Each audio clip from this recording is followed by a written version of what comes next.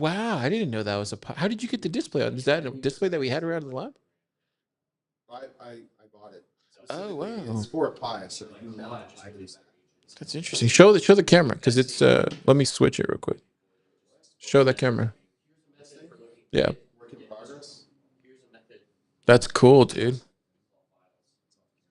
And that's you said it's running a Pi? That's kind of cool. You can see it's bigger brother in the background. Yeah, it is. It's bigger, brother.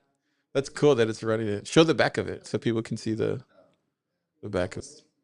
That's the wizard right there. Topher Scott. That would be cool to take to the Yucatan so you can show them at the Yucatan. They'll think this is a bomb, dude. That's in my bag. I'll get it. Oh no, yeah, you're right. They'll totally think that's a bomb. Oh man. People, I tell you. That's really cool. Oh man. Um we're doing double cameras. Look at that. Oh wow, this is a new Hey, trick, eh? we're figuring this stuff out. Whoever said old dogs Um couldn't do them. It's been a week, boys. It's been a week. We got a lot to talk about. But Keyan, how was your week? Oh, it was good. I didn't exactly realize we were recording yet. It was a good week. I don't think anything happened at all, really. It's almost like I went to sleep after the recording last week, and then I woke up just right now in this chair. It's almost like that. That's how it feels. How about you guys? What did you guys do this week? The week isn't over yet, is it? It's true. So, yeah, maybe I haven't lost a complete week yet. I done this week? Just working out. Yeah. For real, dude. For real. You have 2 jobs and several side hustles, plural? Wow. Yeah. I guess I can't call them hustles unless you get paid for them. Okay. Aspirational hustles, side hustle. Okay. Paying gigs. Monies. Cool. That is like a lot. Doing 2 things is hard. How do you context switch? How do you maintain it? Okay. You let him hold the context. I've slowly become a middle manager. Robot companies. So, Cool. More than one agent at a time going type of thing? And just going and going and going? Or Yeah, is it so- more like you're dispatching? I have multiple projects open, Yeah. and then I have Claude running in each of those projects. Yeah. And so now all I have to do is just like check in every now and then and Yeah. manage Claude and all of his friends. Okay, so Claude will himself create like a hierarchy of other Claudes. I wish. Dude, once we then I'll be out of a job. Okay. And all the Claudes can just take Well, there over. still needs to be the CEO, right? Of the tree of Claude. Yeah. So he needs to be the chief. Yeah. But I like where I'm at. Claude is doing all the work that I don't want to do, and it's getting really, really good at it. And I've learned how to make Claude better. Yeah. And I've learned how to sort of mold Claude's malleable brain on a per project basis Yeah. with lots of readmes and documentation and pulling in specifications. But I found like a method where I can have Claude in my project and generally works like a software engineer Wow. and just knows how to do everything, knows the way of the land. And I really just have to give him tasks and then check in Yeah. every now and then to see how he's doing. And then, so I just do that, but now I can juggle multiple projects because I just kind of like hot swap from one project Yeah. to the next. You're only dealing at a high level rather than having to get into details and back out and details and back out. Yeah. That's cool. Yeah. That's super awesome. So it's addicting too. It's a lot of fun. I imagine so. But I think that's how programming is. Before you realize you could program more effectively with AI, it was like you already felt sort of powerful because you're like automating things. But now you're like you're feel like automating it's- automations. It's given me the power back. Take the power back. Yeah. Because it used to be, it's like, oh, you get into programming. Oh, I have all this power. Then you get into web development, and it's like, oh, this sucks. Yeah. Yeah. Everything is mixed with crap. What is this React component hook error that I have to deal with? And so like there's a lot of stuff that can slow you down in development, especially in web development. There's just so many frameworks, just so much domain knowledge that's changing all the time. Yeah. And it sucks a lot of the fun out of programming. But Claude just Does washes it all away. Yeah. That's Yeah. cool. And just gives me the higher level issues. Yeah. And then I can just work from a higher level and have Claude deal with all the stuff that I don't like to deal with. Man. It's crazy. It sounds pretty great.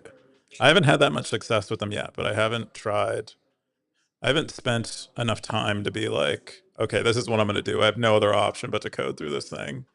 Yeah. And then Dude, you're like hardcore. You're doing just all JavaScript. I'm still no types. I'm still doing it that way.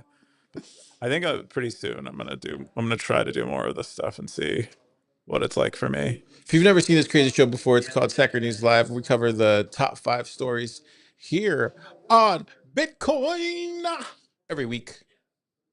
And yeah, check out the YouTube page, unsubscribe, Or don't. unring the bell. Yeah, or unsubscribe. And yeah, do all definitely those don't hit things. the bell. We need to be able to be free before the overlords take over. How did we And, do? Did we get some good unsubscriptions last week? No one unsubscribed. We gained one, I think. Oh man. But check it out. The other thing is we're going to jump into the top 5 stories right now. The number 5 top story is toxic lightning maximalist. Is this actually a thing? Looking for a definition. This is from yours truly, October 1st, lightning territory, 24 comments, 944 stats. Keyan, who's this guy that posted this and what the hell is he talking about? Well, I don't know who it is exactly, but it goes by the name car. It might be a motor vehicle of some kind. And I guess he read someone's ex bio named Chris Guida, and he was surprised to see it said toxic lightning maximalist in his bio. And he took it very seriously and then asked if there's such a thing and if people could define it. And then he later was on a podcast and he ate a pickle for everyone to hear. Yeah. That makes sense. Yeah. Yeah. So what did everybody say? Everyone, I don't know what everyone said. It's your post. But, You're supposed to explain it. This is how the show goes. yeah, but I personally don't think there's such a thing. I personally don't think this is a thing. I think it was probably tongue in cheek in his bio. Oh, interesting. I think it was. Let's go to it here. Because let's see, Chris Gita. No, it says right there, Topher. So it does say I know it says it. music, philosophy, fitness, Bitcoin, toxic lightning maximalist. It's something I would add to my bio and be like, hee hee. Like I don't. Maybe Chris Guida really sees himself as a toxic lightning maximalist, but he's the only one using that term, and I think it's like a riff. It's like a self insult.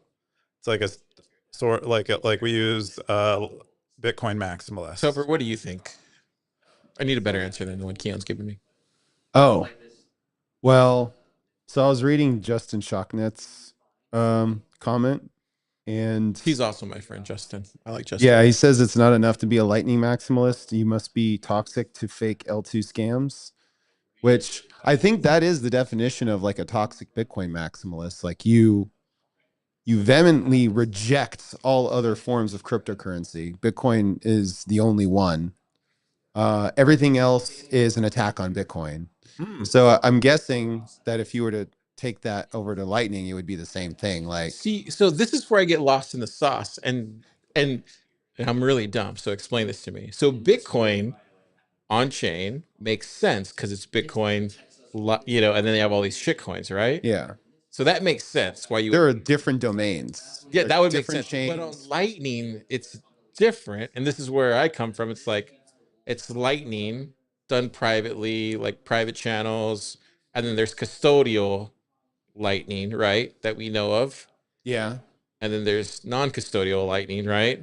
Yeah. So that's what I see. I just see two versions of Lightning, custodial and non-custodial. So when I see this post, is a toxic Lightning maximalist non-custodial only? Is that what that That's a basically good comes? question. I don't Is that what know. that basically I would comes down think. to? I would think.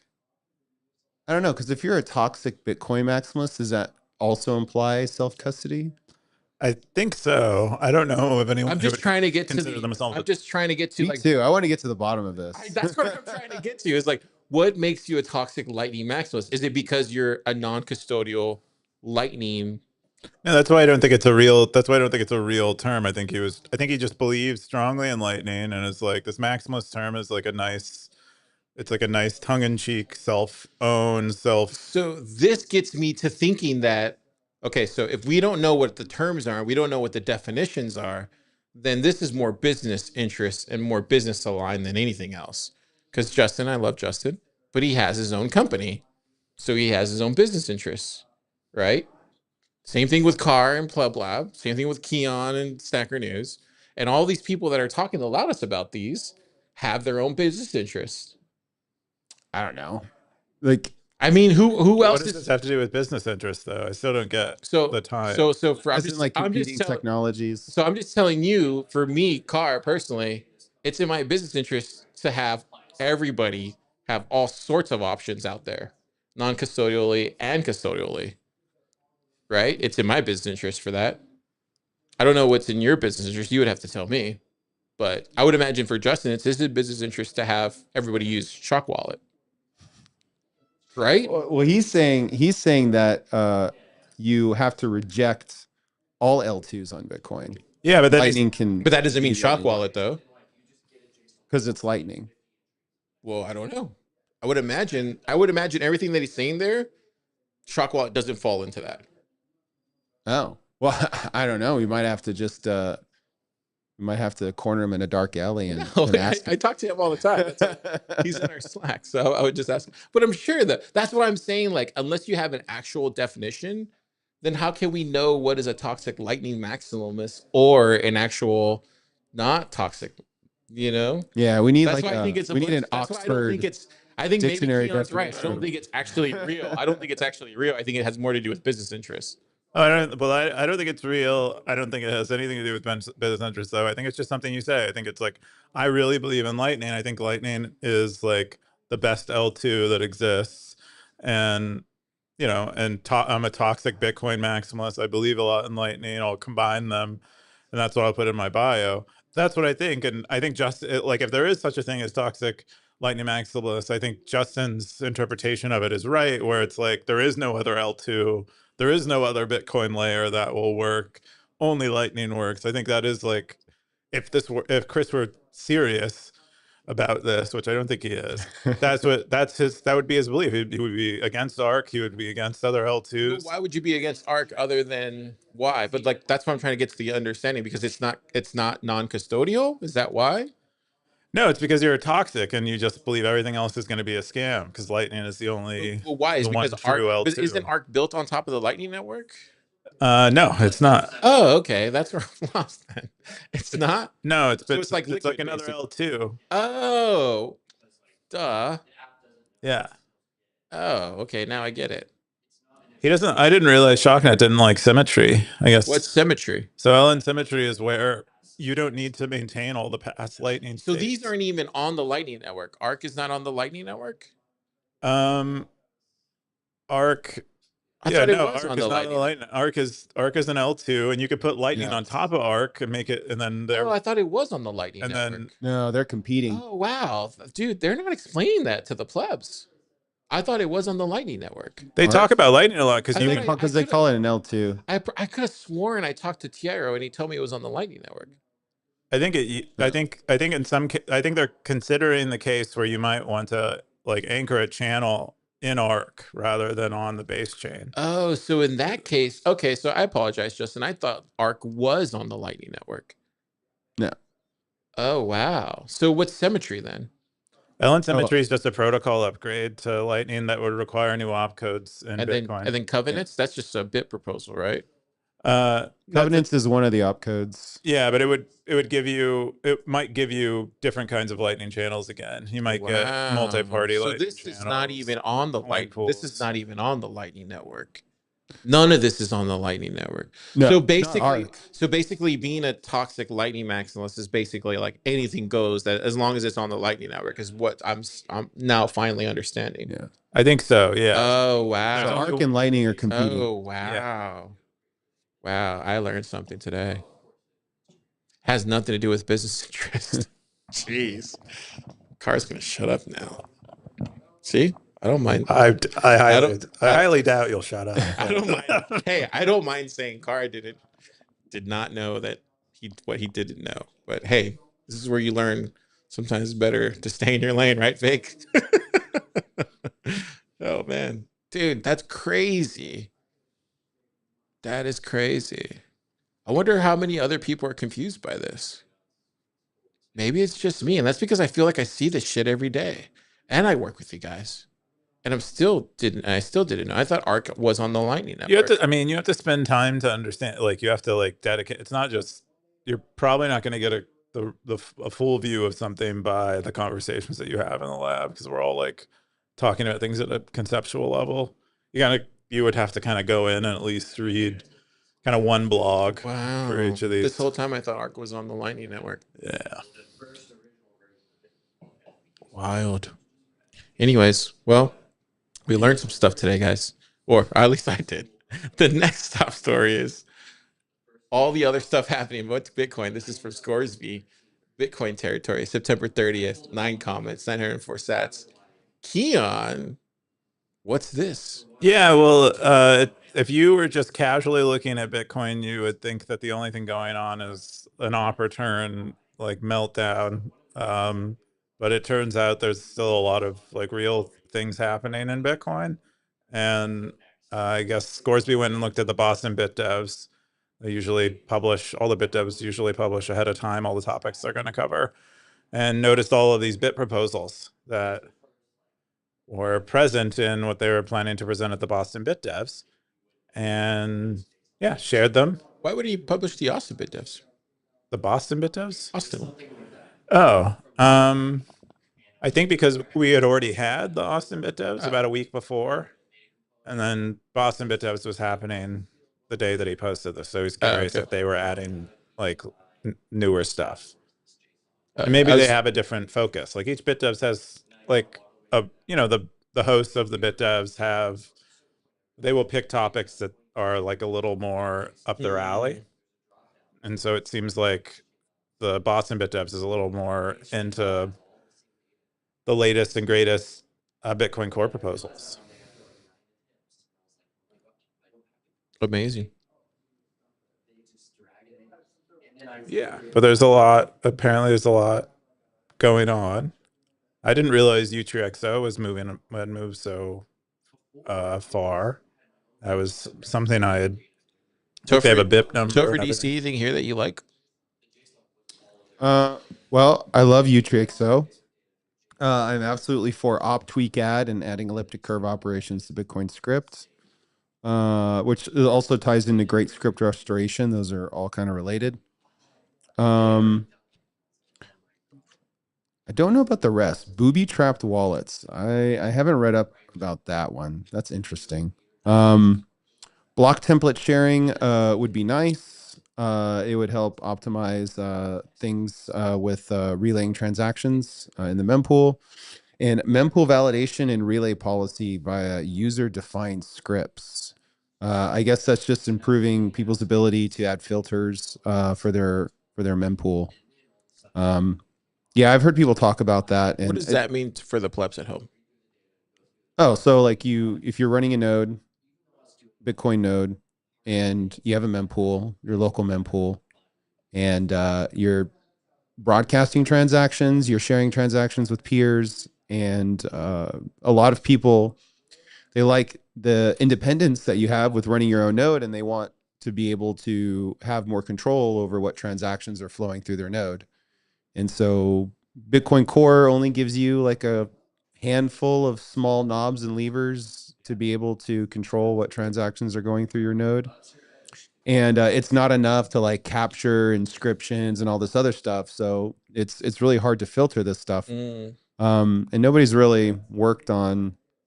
I mean, people are working on this problem, but you know, I haven't really seen anything come to fruition yet. But it would be nice to have uh, more options for filtering things, because it's your node, like it's your resources, it's your internet connection. So if you know you don't want to relay certain transactions, then you should have the ability to exercise that right. Unfortunately, it's not in the software, so people need to build better software tools so you can do that. And so one of the things would be like, yeah, like having these scripts where you can sort of more, you can better express the stuff that you want to filter out. Like a plugin. Yeah. Oh, So Like you can create cars plugin, and car rejects any transactions that have JPEGs of car wearing a cowboy. Whoa. Yeah. How did you see those? I have root access to all your devices. Man, those were private. Those private photos in my private folder. Although this BIP specifically that's talking about it wants nodes load a directory of JavaScript scripts that define acceptance rules. Yeah. I don't know about that. Yeah, I don't know about JavaScript. Maybe like WASM would be nice, but See, this is where they do these jokes in the lab, guys. Stackers at home, and I don't get it, so I just look like I get it. yeah, plug-in like developer languages, jokes. programming language jokes. Just like Ooh, we got some TypeScript types in this BIP. Wow. Never thought I'd see the day. Yeah, in a BIP. I wonder if that's a first. It's a draft. It doesn't have a number yet, right? Yeah, it's, Okay. it's a draft. pretty cool stuff, guys. This is amazing. Yeah, bros. I love it. The next, oh, here we go. The next top story of the week on the number 3. The three. That's the 3 coming at you. Knots versus Core. Dun, dun, dun. Or something more. Nerd to Ninja. 14 comments. 5,420 sats. Coincidence? I think not. Keyan, what's this? Still recovering from both your pickle chewing and your announcement. Hey, it's a of this Pacifico post. kind of day, man. I'm going to the Yucatan next week. Okay. Starting early. Yeah, so Nerd to Ninja, I think, is disappointed with the discourse happening around the Knots versus Opportun. It sounds like he's in favor of allowing people to specify any relay policy they kind of want. They like the idea of a node user getting to choose what they're relaying, just because, you know, Bitcoin as a kind of movement is about user control, user choice, that kind of stuff. And I think that is true. So they're in favor of it that way, but they don't, even so, they just don't like how the debate is unfolding. And what they wish we were debating is the way we are working on the the primary implementation, like the kind of process by which we are working. The reference implementation is what he calls it here, and what I should have called it. But he wants us to be discussing that, like how should we be deciding as this decentralized thing that has no one in charge of it, what is going in and out of the reference implementation, and are there things that we can do to improve that, rather than creating, you know, an alternative reference implementation, which is likely vulnerable to all the same incentives and problems if we assume that the current situation has problems. So that's mostly what he's saying. He's like, he thinks we should be having a more thoughtful discussion about things that perhaps really matter, because, you know, maybe if there is a problem, it's maybe going on with Bitcoin core development right now. It's like deeper than Opportun. And it's maybe has more to do with like social dynamics that we can change. Yeah. Topher, you got any thoughts? So there's a poll Oh, where is it at? at the bottom. Okay. So sell my Bitcoin Knots fork. So this is if like we just literally fork the protocol And so there was two versions of Bitcoin. So people would sell their Bitcoin Knots fork. That was like 54% would sell their Knots fork. 8.3% would sell their core Bitcoin core fork. Those are some hardcore. Nuts people. Yeah, those are some Nazis right there. So it's interesting because so 54% sells their Bitcoin Knots fork, then the 10% that's not sure will become very sure very shortly because the market's going to swing. And then the keep both 27% probably won't keep both for long. They'll probably go with the Bitcoin, sell my Bitcoin Knots fork. So I think it's an interesting poll because you have a clear winner here. So that's what would happen. And it's good to know these things. It's good to know like how people would vote in a fork, because that's like where your vote actually matters. Yeah. It's probably the most joy I've had with Bitcoin is selling my Bitcoin Cash tokens for free Bitcoin. That was fantastic. The dividends. I remember that day. That was a lovely day.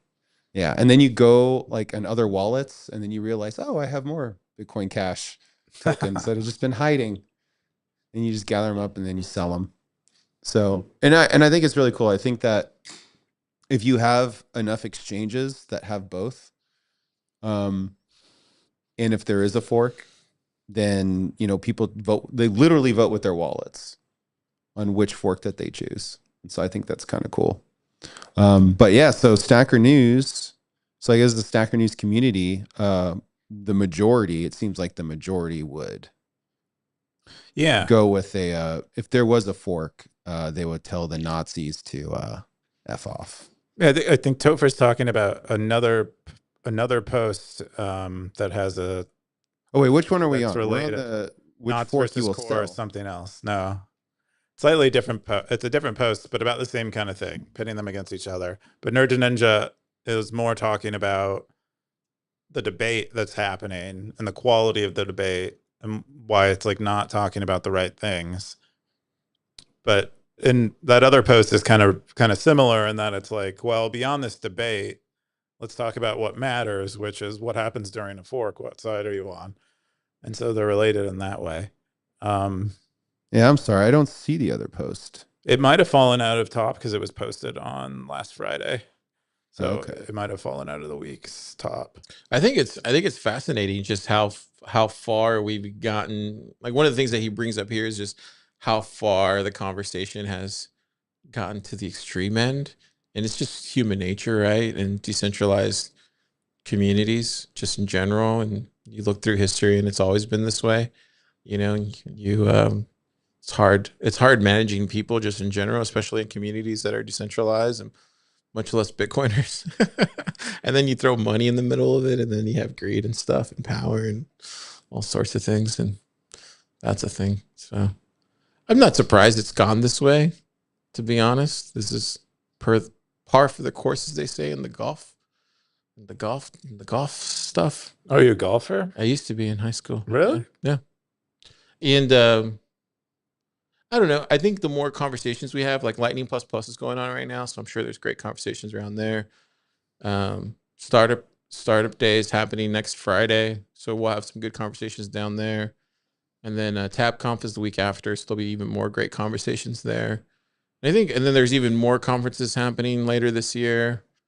I think there's a good one in El Salvador that's happening. So I think these conversations will just keep happening, and there's more conversations happening at the beginning of the year, and I think there will be some consensus happening at some point, and I think we'll all figure it out. So I think everything will just play out the way it's supposed to. I think everything will be fine. But I'm always pretty optimistic. I found the post. You found it? Which one is it? Knots versus Core or something more? Yeah, that one. Yeah. So sorry, I was looking at the wrong post. Oh, good. It seemed like the same. We're talking about the same thing. Yeah. But, so yeah, I just wanted to bring up one thing you said that I thought was really good. You said there's a fundamental asymmetry in the developer's ability to understand and make changes to Bitcoin. But that is meant to be a representation. So like the Bitcoin code base and the software is meant to be a representation of the emergent social contract that we're building together. And I agree with that, actually, because, you know, as a developer, you're not building tools for yourself. You're building tools for others that are not necessarily developers. So like Bitcoin is meant to be a tool for everyone. And so if there is, people are using it, and yeah, there's just it's this social construct that emerges because it is a payment network. Society does sort of structure itself around money. Mhm. And so of course there's going to be like the social layer around Bitcoin. And Yeah, y'all have a huge responsibility, dude. I don't think y'all realize. I mean, I think y'all do realize, especially in the lab, but y'all have a huge responsibility. I wouldn't. I don't envy that position. oh, I mean, I sleep well at night. I'm not But worried you know what I about it. mean. Like, and I think Jimmy was bringing that up earlier this month or last month at Bitcoin Builders Club. Like, it's no longer like $100 billion market cap. It's We're in the trillions. trillions, baby. Yeah. The T. So it's a huge responsibility, and bow out if you can't take that responsibility anymore. That's what I would say is like it's only going to lead to more pressure and responsibility and more chirping. Yeah. I feel that way running Plub Lab all the time, and I think you shouldn't be in that position if you can't take that responsibility. I think Sam Altman talked about it on the Tucker Carlson podcast about how he feels a responsibility, but he says it comes with the job. And I think that's exactly true. Bow out if you can't take it. Bow out if you can't take it. Yeah. But It doesn't have to be so nasty, though.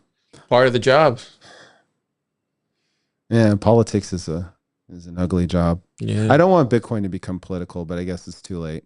I mean, thanks to David Well, Bailey. yeah, that's the emergent social part. That is just like another word for political. Yeah, I'm trying to think of like what is like another example besides Bitcoin where politics and technology are so intertwined. I guess AI is starting to get that way, Yeah. but Yeah, we're gonna talk about it later in the show, but it's part of the job now, and it's only gonna get worse. At least that's how I see it, but I could be wrong. Trying to stay in my lane, Vic. If you're watching, How's he doing, Vic? he'll tell me at TapConf when I see him. Okay. Yeah. You know he's going? He always goes. Oh, Yeah. doxed. Double doxed. Did you see his post last week? I did. Yeah, I felt like that was talking to us. You think? maybe just you. Probably. I didn't read it though. I ain't got time for that. I don't even get on the freeway, bro. I want him to read it That's to how me. I in want my him to life read I it am. to me. So I'm waiting for that. Maybe we can read it over a steak dinner at Roadhouse. You got him feed you? Texas Roadhouse. Do they have this in Atlanta? $25 steaks. I think they do, don't they? what, $25 steaks? Yeah. Texas Roadhouse. Pleb stick. Yeah. Yeah. You pick it out of the case if you want. The next top story is OPSEC, Africa, and paranoia. Whoa. This is from Jason B. 14 comments, 3,883 stats. This is a September 29th Bitcoin Territory post. Bitcoin Territory post. Keyan. What kind of paranoia is going on in Africa, the motherland? Yeah. So Jason B, I think he posted like a week or two ago, and a lot of us who were subscribed to him on Stacker.News noticed that it wasn't Jason B and it was another pseudonym. Whoa. But it was- You got hacked? But no, he just changed his pseudonym, I think for OPSEC reasons. And he's basically kind of writing again that he's changed it back to Jason B. And the reason was that he was concerned about his OPSEC that he had. He started freaking out about wrench attacks and was concerned, I think, about this NEM being associated with his real identity. I don't know what his real identity is, though. I guess he's also been in South Africa, which is, at least relatively unstable compared to the United States, at least in certain parts. He's been volunteering at Bitcoin Akasi there, which is like one of the biggest Bitcoin hubs internationally. There a lot of stuff going on there. A lot of the Joe Nakamoto videos there, and any of the other like Bitcoin vlogger travelers. Those are great videos, usually end up in Bitcoin Akasi. So him and his family are staying there. He's there with his wife and 3 kids. And then, yeah, so he got he got kind of it sounded like he got kind of paranoid about it. Maybe had something happen. It doesn't really get into the details there, but he was beginning to investigate like ways to improve his OPSEC before realizing that he just doesn't have much Bitcoin, and getting his OPSEC to the level that he perhaps would bring it to would cost him so much Bitcoin that he would be left with very little. And that's kind of what this post is about. Yeah. What do you think about it? Do you ever fear for your life about this kind of stuff, Keyan? No, I don't have much Bitcoin, and I also don't have it in a way that I guess they would just kill me. Have you ever? Because I don't have it in a way that I can recover. Have you ever had somebody follow you and stuff like that? No, I don't think I'm followable. I think most people realize I'm poor. Yeah, and then also that I'm unimportant and you're really unimportant, insignificant. So That's the way to live, right there. yeah, I got. That's what I would assume. I think people think I'm important, but I'm really not. I'm like the least important guy in this building. Topher, what about you, Topher? I'm also poor and unimportant. I believe Don't pay that. attention to me. That's the way I feel about it. Yeah. But as far as like OPSEC, I don't really think about it too much. I'm already doxxed like 10 different ways from Sunday. Would you change that if you could? If you could go back to when you started in Bitcoin, would you start under a pseudonym? Would you not reveal your face? That kind of stuff?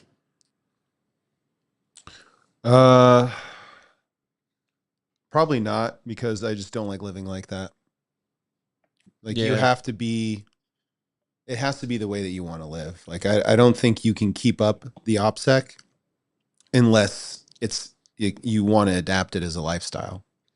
But if you don't want to adapt it as a lifestyle, then you're not going to do it. And it only takes you screwing up once or twice, and then you're done. But I think it's like sort of the myth of perfect, like it needs to be perfect. I think you can probably get like with 20% of the effort, just operate under a pseudonym whenever you're on camera, you have a mask on.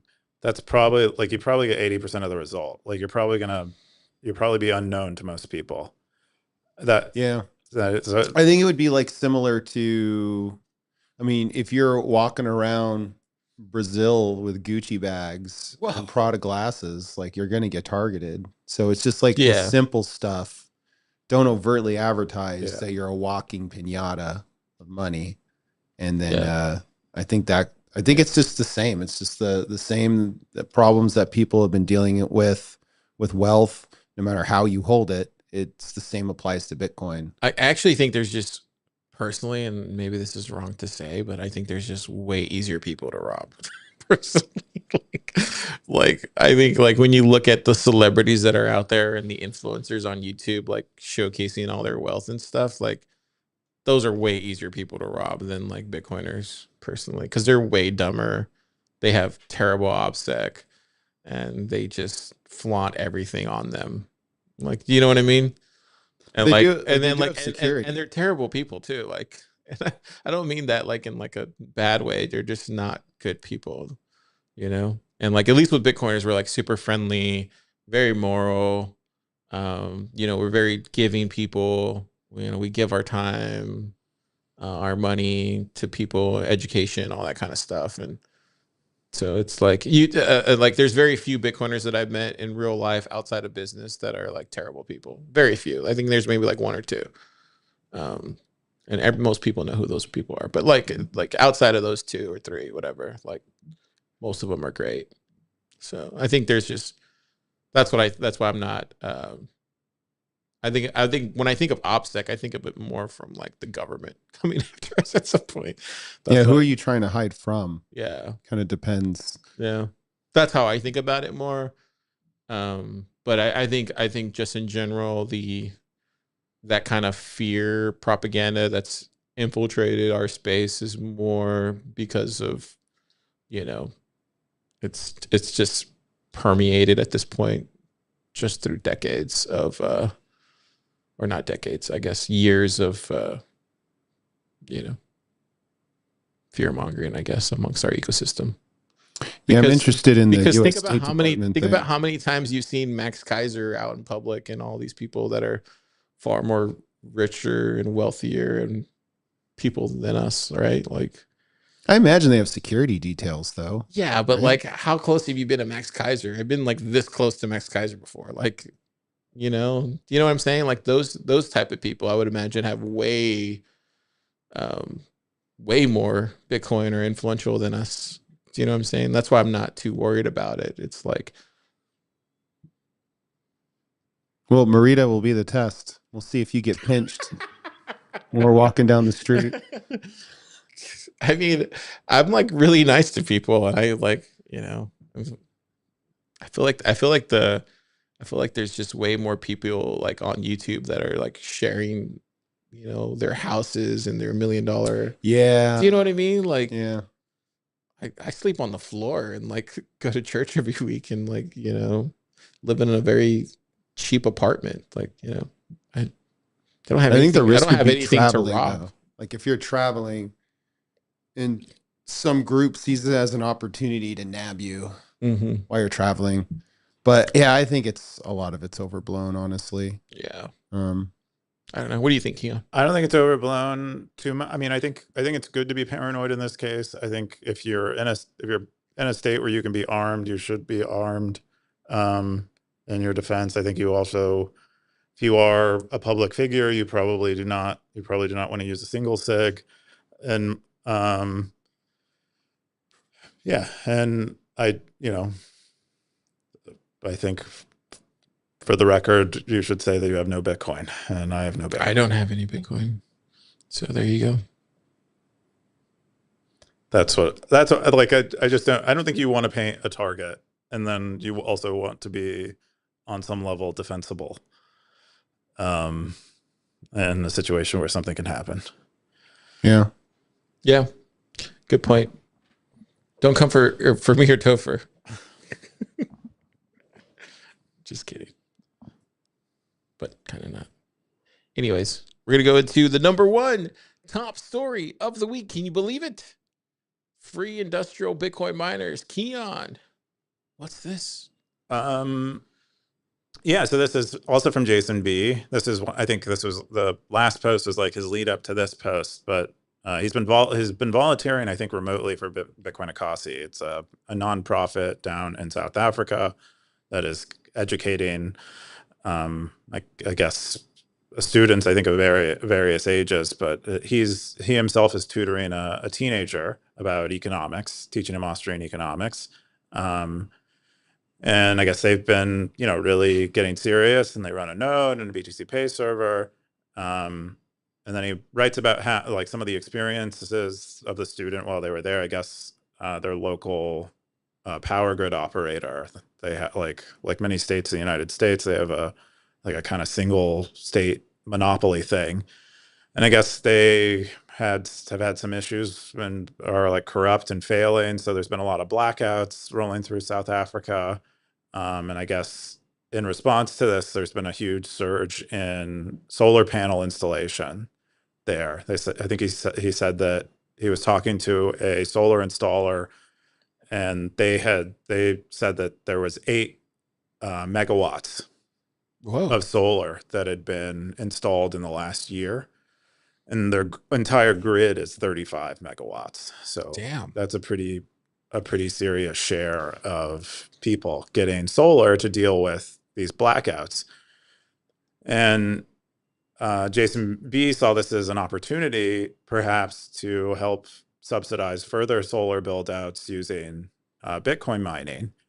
And so puts out a call for anyone who maybe has like a last generation, like a bunch of pallets of last generation miners or something that could be donated to South Africa so they could start getting more people installing solar there and Bitcoin mining. Maybe we could orange pill people by helping them offset their solar installation costs, I think is the thinking.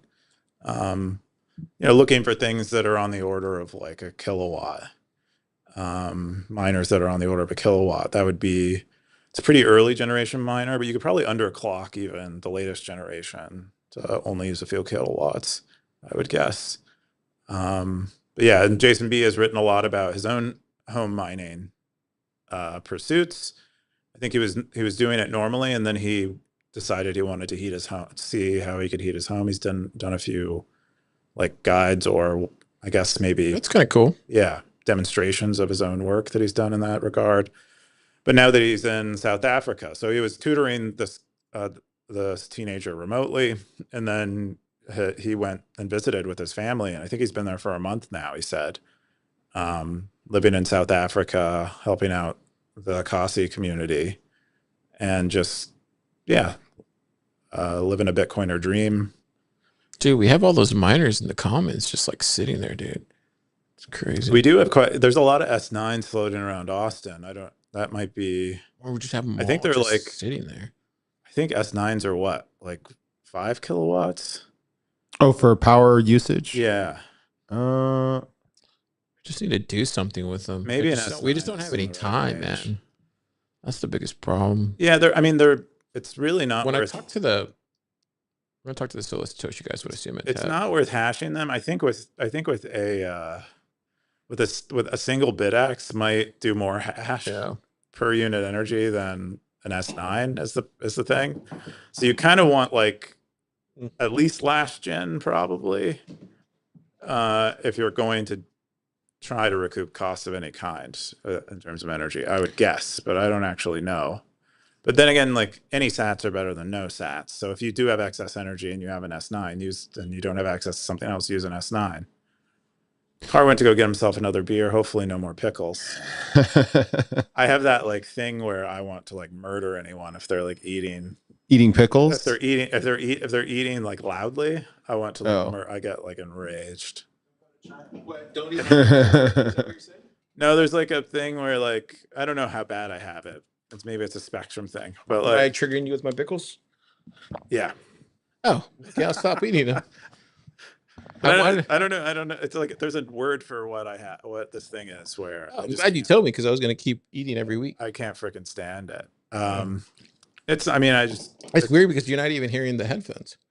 No, but I can hear it with my like normal human ears. So I imagine it's like ASMR. Is that why you don't go on dinner dates? No, with people? I don't go on dinner dates because it's usually loud. And is that why you don't like going to dinner with us sometimes? No, that has nothing to. It's not that bad. I can stand. So can you eat with people? I can eat with people. Yes. Okay. I'm just usually. I thought it was a weird thing because because the choice between working and eating with people, I'll usually prefer to. Because like Super had that same tick where like you couldn't touch. Remember, Topher? Did you ever eat with Super? Yeah, you couldn't touch his food. Yeah. Oh, I didn't know you can touch his food. No, like if you like touch his plate, or like if the server came. No, not like put your hands in his. No, food, like if if you touch the container. No, like if the server said, "Okay, and whose food is this?" and it's like, "Oh, it's Super's," and if you handed it over to like, that was it. You couldn't eat it. Yeah. Oh, I didn't know that about him. Yeah. Oh. Yeah. Yeah. For me, it's mostly. So I can't eat that in front of you anymore. Is what you're saying? No, you can eat it if you want. It's too late. I'm just gonna. I'm not. I love you. I love you too I needed to cover. I love and respect you too much to do that too. Oh man, that's your second beer. You're already at I love you, man. It's the truth though. But that's how car is. But once you tell me something bothers you, I'm not gonna do it. No, so the dinner thing is usually I'm like I'll save dinner for my wife. It's like the one meal I eat a day, and it's the one. Wait, so she eat with her too, and that doesn't bother you? Like when she's snacking next to you on the couch? It'll bother me. Yeah, I'll get like really? Yeah, I want to put like a pillow over someone's face. Dang, that's weird. Stacker.News. What are we learning about? Coob. There's a word. I wish I knew the word for it. I'm so glad we're learning this about you. So this whole time. So every time we were eating like tacos in the lab together, this is why you'll grab your food. This is why you'll grab your food and go to the office sometimes then. No, usually so I can look at my computer screen while I'm eating. Dang, this explains so much, right, Topher? It's really just it's like loud I've never eating. seen Keyan eat. No, but this is why he'll come and grab something, or I'll go be like, "Hey, there's food out here," and he'll be like, "Okay, I'll come grab something in a little bit." This is why he comes and grabs something and then goes back in. This is super tis of you to do this. No, I don't. That's not why. I mean, I'm explaining that's not why I do that. This is my assumption now. Okay, well, you can assume that, I guess. It's really hard to change your mind. I'm if gonna you have to assume keep something. an eye out now during plebs giving. Yeah. So how do Where's you do that Keyan during go? plebs giving then? I don't know. I have to wear earplugs, Car. I have to wear earplugs, and I have to I'm gonna start looking you know, at you like when you go to a every gun time we're range and eating. you have, Every time we're eating together now, I'm gonna start looking at you and be like, it's mostly it's just when people like eat with their mouth open. "That's me." Yeah, I know. I could hear when This you're whole time, when you're eating this things, has been this whole time. This has been bothering you, and you never told me. Man, what else are you keeping from me? yeah, I wasn't keeping it from me. I was just trying to have Gosh. dead air while you're servicing yourself with another Wow. beer. It's good that we're growing in our relationship here. It's called I don't know if I'm saying this right. The condition where someone is bothered by the sounds of people eating, chewing, or similar noises is called misophoria. Misophoria. Oh wow, is that a thing? Yeah, dude. Dang, dude. I have misophoria. At least a Misophoria. little bit. Or is it? And misophonia. I'm not unbothered. Sorry, it's misophonia. Misophonia. Interesting. Dang. Okay. I'm trying to think if there's anything Yeah, that bothers. misophoria might mean I'm trying to think if there's anything that you that I'm trying to It's think. the opposite. I'm trying to think now. There's anything that bothers me about you. What bothers me about Coob? Trying to think. I have to think about it. I have one for next week, I think. I don't know. No, can't think of anything. Not yet, at least. Not yet. Give me some time. Give me some time. Yeah. Maybe something will come up later in the show. Yeah. But nothing to where it's like a misophoria, you know? Misophonia. Yeah. Misophonia. Yeah. I mean, it's not that you, but it's not you. No, it's a thing It's a that thing that bothers me. thing. Dang. It's not too bad. It's not like it's just it sort of infuriates me. And I'm like, I don't want to be infuriated, but it infuriates me. Gosh, I'm trying to think. Is there anything like that for you, Topher? I know what it is though, because I've hung out with you enough. What it is? Oh, things that infuriate me? Yeah. I try not to keep a list in the back of my mind. You're a perfectionist. It has to be boom, boom, boom. Like it has to be perfect. Yeah. Like I wouldn't- you're I'd say order. it You're like infuriates me, though. you're a like orderly orderer. Order. Yeah, everything. Well, like, OCD. He's OCD. But I wouldn't Topher, say like if something is off that it infuriates me. there was one time where like I forget what it was. We were at the lab and that came in on a Monday and everything was just like clean. I was like, but it was already clean, but it wasn't Topher clean. No, it wasn't Topher clean. I was like, what the hell? Oh. Everything has Yeah. to be aligned. Yeah, everything has to be like That's not perfect. too bad. But you're not like OCD, like you'll like check the locks 3 times every time. Otherwise you feel like it's unlocked or whatever, or Yeah. something bad will happen. Yeah. That's like the pathological form. Otherwise Whoa. you like things nice. I like things nice. Yeah. I guess the only thing I have is more like I was telling Nick last night was like the fire stuff. Like that's the only thing I'm kind of like OCD about. It's like making sure everything's like turned off, like the coffee maker, stuff like that. Oh. Yeah. So it would bother you at the old place when we'd leave on the Yeah, coffee. yeah. Like, Hmm. yeah. Have Okay. you ever lived in a house that got caught fire? Yeah, dude. Oh, I didn't Yeah. know that. While you were in it? Yeah, twice, twice. What? Yeah, that's for a different show. Maybe we get to the fourth beer. We'll talk about it.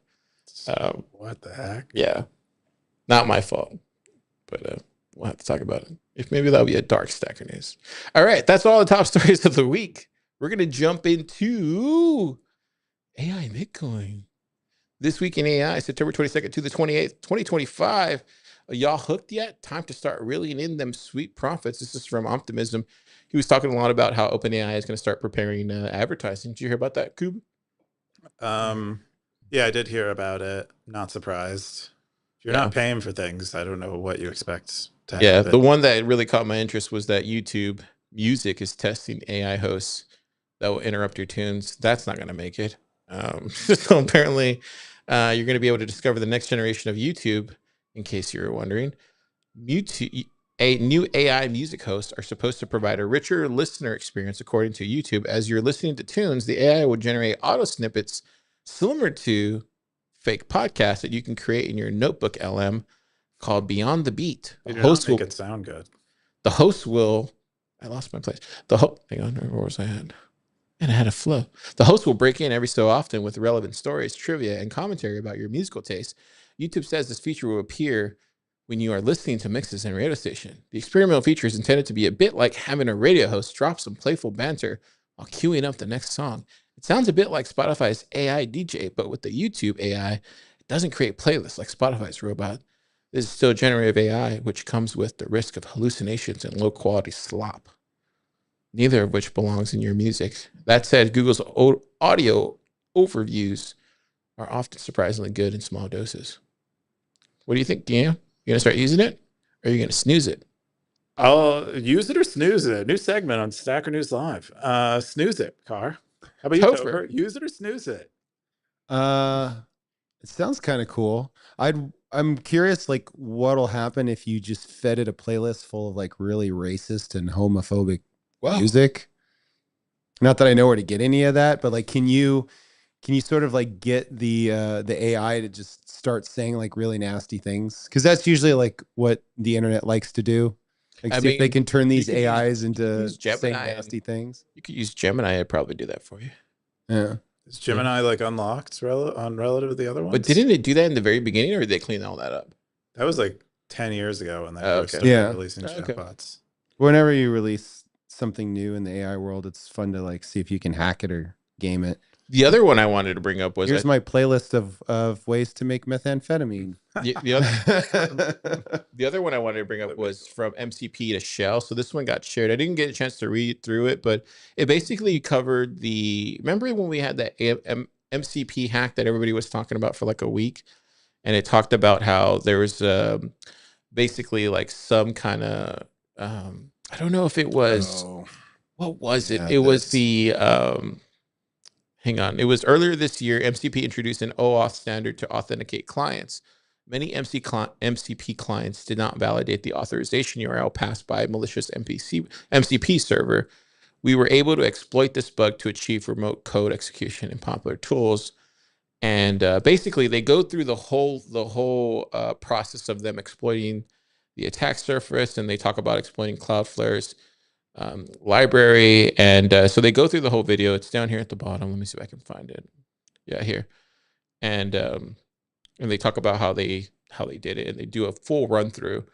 But I just wanted to give light to it, because if there's anybody who is working on AI and is interested in all this stuff, I think this would be good for you to maybe look into it. I don't know much about it, but I know there's a lot of people who are interested in AI who watch this stuff. Do you guys remember this exploit? Yeah, I remember when this dropped.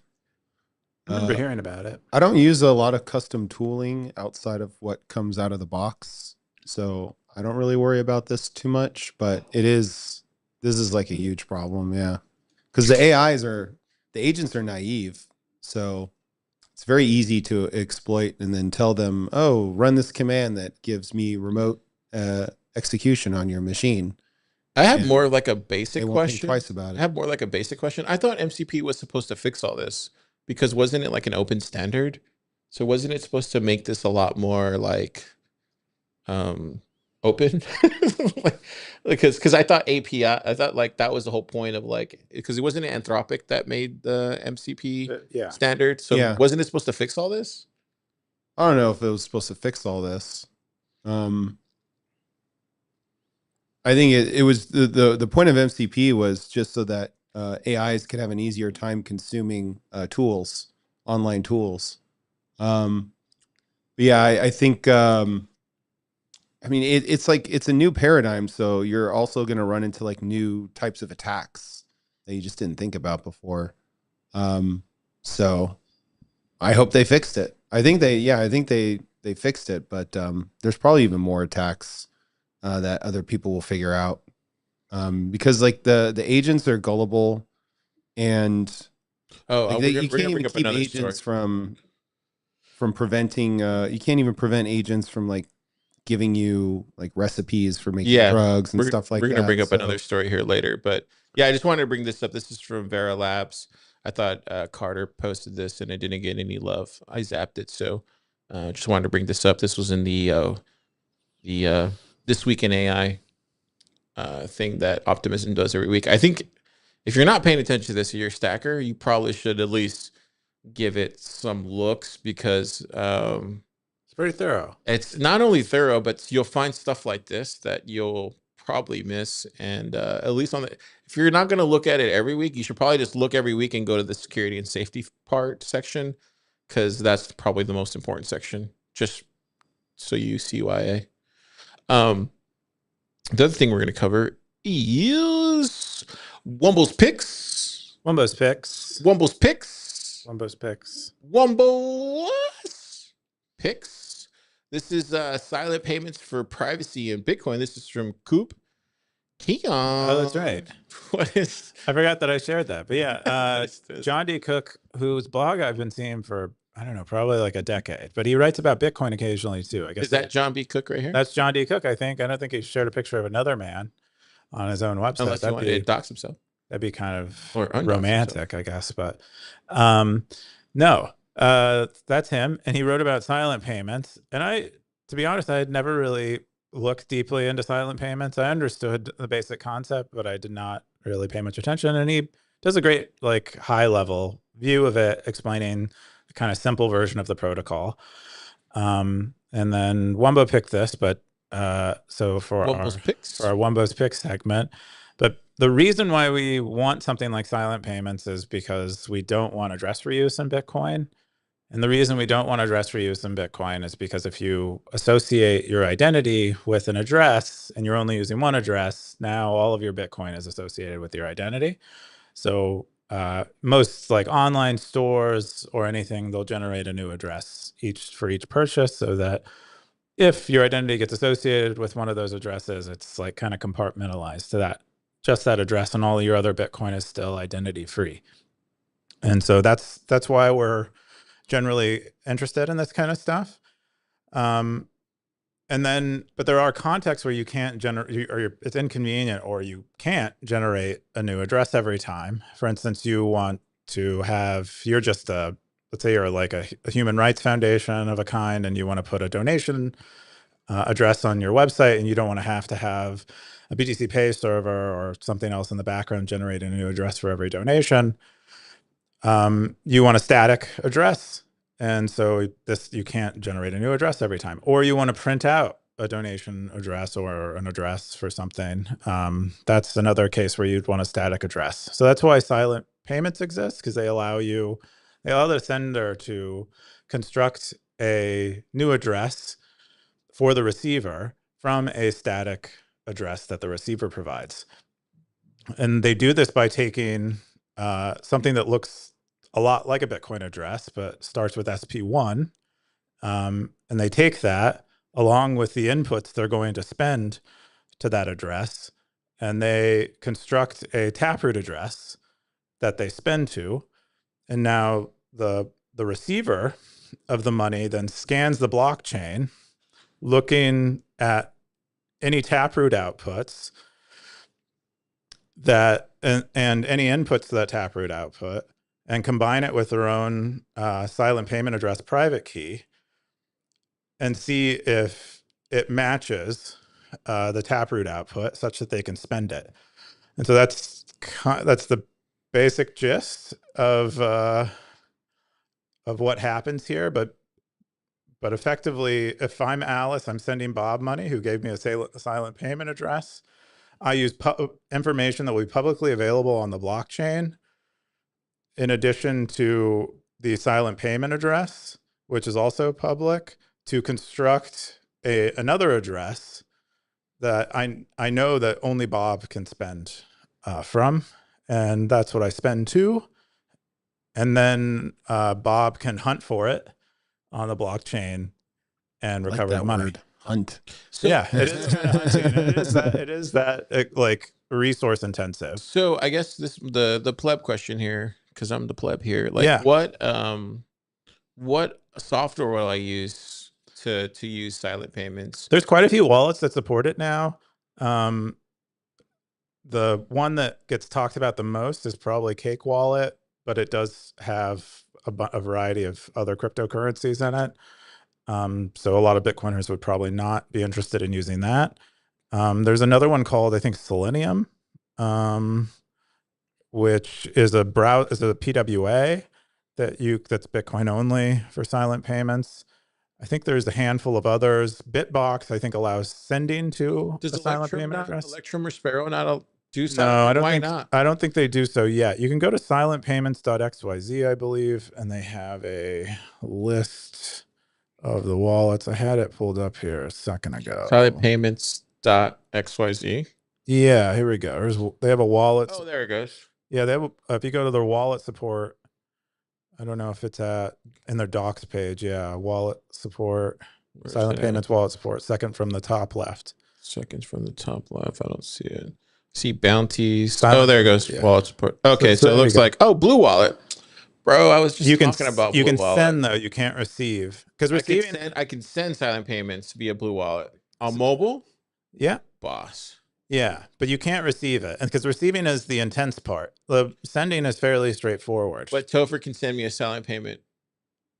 If Topher has a Blue Wallet and you're either using Cake Wallet or Silentium or Dana Wallet or But via Shakespeare Wasabi Wallet. to my Blue Wallet. No, because Blue Wallet cannot receive silent payments. Mm. Yeah. So you see here we have. So it looks like only. Yeah, there's not that many that can. There's not that many that do it yet. Because again, for the receiver, it's fairly intense. I wonder why. Because for the receiver, it's fairly intense. You have to scan the entire blockchain from the time that you create your silent payment address, looking for taproot outputs. Why isn't anybody throwing a grant at this? I suspect they have. They say on Silent Payments' website, they talk about some of the things that they're working on. One of them is an Electrum-like Explorer, specifically for. Let's get on it, grant people. Specifically for drop some grants, finding and indexing, sprinkle some sats all over it, indexing these. It'll happen. They'll do it. They'll make it happen. Yeah, because it looks like it's just the Cake wallet that no one's going to use, right? Well, I think some prominent Bitcoin podcasts have had them to talk about it, so I think there already are people using it. But it does have other cryptocurrencies. So sometimes that can be troubling. The Bitbox, it doesn't look like that's no. They can only send. They can only send. Blue Wallet can send. Silentium might be. What's Silentium? Silentium is just a PWA, an open source PWA that you can use maybe specifically for this purpose. Do we know that? Guy Lewis Singer. Oh, do we know him or no? I don't personally know him. No. Do you know him, Topher? Who? Singer. I do not. Okay. Bitbox, but that doesn't receive it. Interesting. This could be cool. Yeah, there might be good Wumble's picks, man. Jeez, Wumble might also not be an exhaustive list of wallets. Wumble, this might be your best pick yet, Wumble. Wumble's picks. Topher, what do you think about silent payments? Is this you like key tweaking stuff? Yeah, no, silent payments are cool. I like it. Dang. Yeah. Keyan. It should be like a standard thing. That it's almost like having an XPub, but it's private and people can send you payments that only you know about or you and they know about. Yeah. So it otherwise on chain it otherwise looks like a normal Taproot spend. So yeah, pretty bullish, dude. Man, I feel like on chain's making a comeback. Yeah, if we had if it was standard for wallets to be able to look for silent payments, because we already like the BIP32 wallets already do scanning. Yeah. So to just add this, I don't think is that much more. Dude, you do have to do the key tweaking to figure out if it's your address, but I feel like that's so useful. And for most people, you aren't looking through too much stuff to find your payments. So dude, having silent payments would be a nice addition. They could put this in Blue Wallet. We got our bit access. We run those little mempools. Got your nodes. Are you not a toxic lightning maximalist then, Car? You're a toxic. I feel like I feel like I'm the Darth Coin meme right now. And then maybe I can pay my Pleb Lab bill without feeling like I'm doxing myself. We can get that over there in the corner behind Topher. Telling you, man. On-chain transactions? Yeah, when are you gonna accept silent payments, Car? When Blue Wallet adds up. Dude, this is bullish. Wumble's picks every week here on Stacker.News Live. Wumble's picks, man. He's getting good. All right, let's jump into Coob's picks. I bought a sticker from a stranger on a trolley with Bitcoin. That's strange. Keyan, what's this? Yeah, I thought this was fun. So apparently, Sat Attack was going to school via a trolley. Maybe that's just what they call trains where he's at. Really? But A trolley cart. maybe, yeah, maybe it's a little. Maybe he's in San Francisco and he's on it for a real trolley. We used to have a trolley in Corpus. Or I think we still do. In Corpus. Yeah. Oh, that makes sense. They just like cruises down the bay. Yeah, like seaside town. Yeah. Everything. They had a lot of. It's a good view. Railroad. It's a good sit. technology. It's a good sit. Yeah, they still use them in San Francisco. I think. Is it go down the Fisherman's Wharf and stuff? I don't know about where it goes, but I have been on streets where I've seen them go by still. That makes in sense. recent times. I can see why you would buy a sticker then at that point if it's just going down the Fisherman's If you're on a Wharf. trolley, yeah. If you're on Fisherman's Wharf, I don't think that's where he is. I think he's probably somewhere else.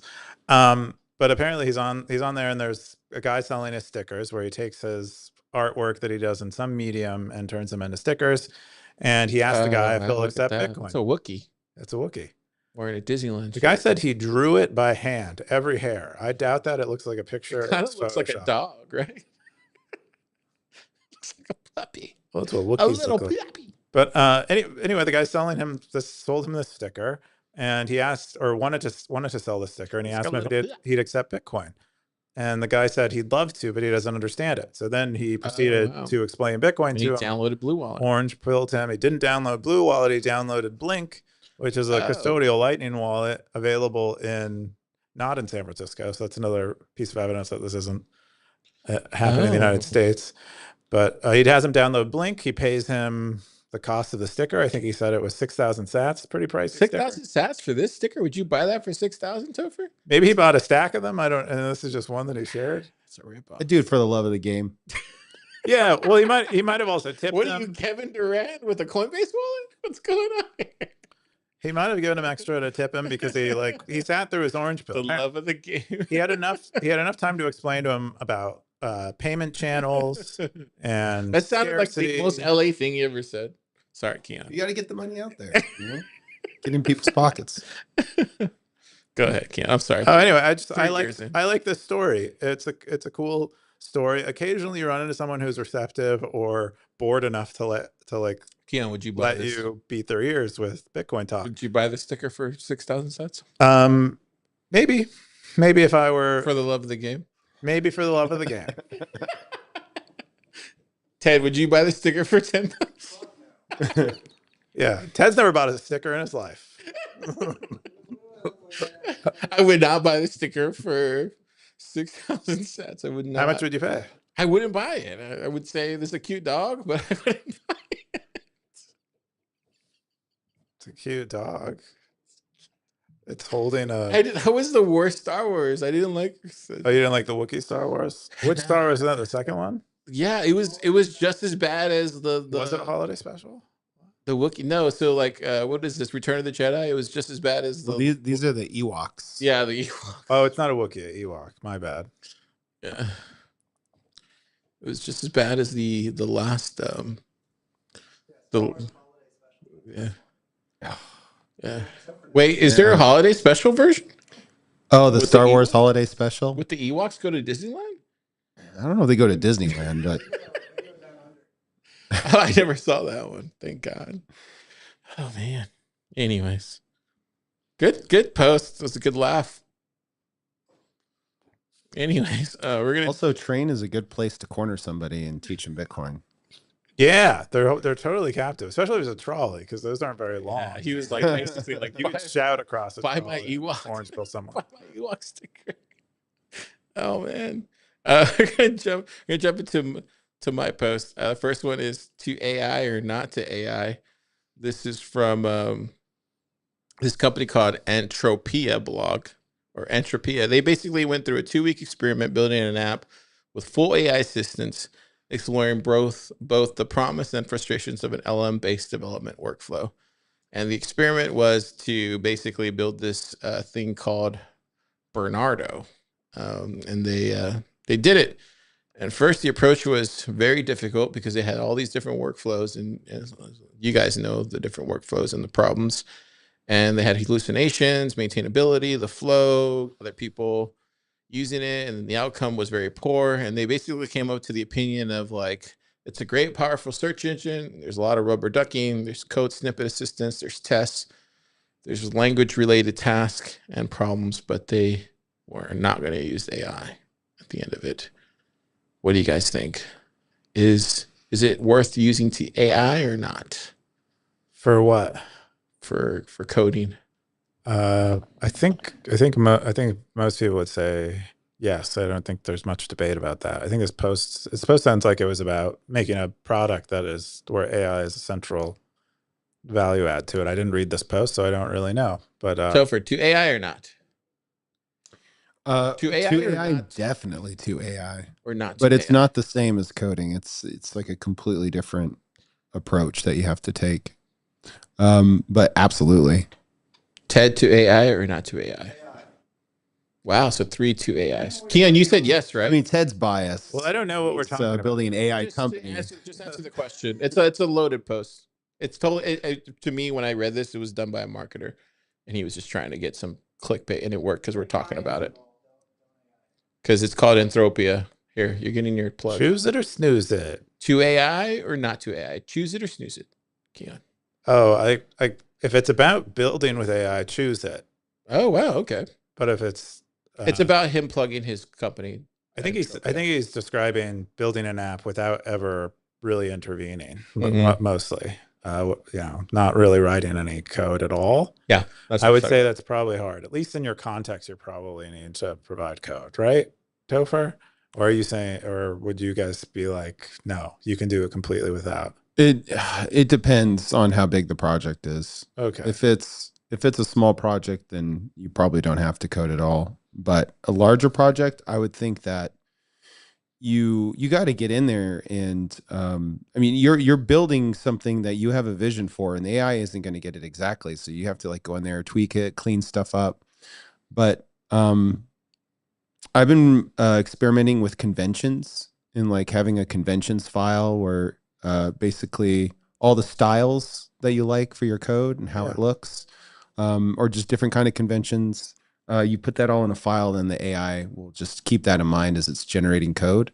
Okay. And that gets me like 90% of the way there. And then there's still a couple things I might have to like go back and, tweak things here and there. But then you're more like being an editor at that point. You're not writing the code, you're just editing and revising it. This is a nice gig. I like the promotion. Okay. From Code Monkey to code editor. Code Monkey Manager. Code Monkey Manager, yeah. So it does. So it does definitely feel like you're managing. I heard Tony said that before. It does feel like you're managing a group of coders. Then. Oh, you're totally middle managing a group of coders. That's kind of cool. I mean, I've only ever used it in design, the AI stuff, and it's definitely 10 times better than Photoshop. 10 times better. Especially when you can do things in design that's like boom, boom, boom, boom. That used to take you like hours. So is it to the point where if you're looking at a photo and you can say like, remove this background or cut out this person and it'll just do it? Well, it's funny because like yesterday I had noticed something that I have gotten so good at design that I'm seeing in prime numbers now. And so I have always used my spacing in prime numbers just because I was taught that from a very early age. And so that's how that's how I was taught. And most people you can tell like when you look at their design and their spacing, it's not in prime numbers. And I can look at like the spacing there. Like John does it really well. So I can tell with the spacing that it's in prime numbers. And then whenever I was doing it, like yesterday or the day before, I was like, oh, that's off. And then I went and fixed it, and the AI just automatically moved it over. I was like, cool. But most people can't tell that kind of stuff. Me and Sam always talk about it all the time. But like most people that haven't been in design very long can't tell those things.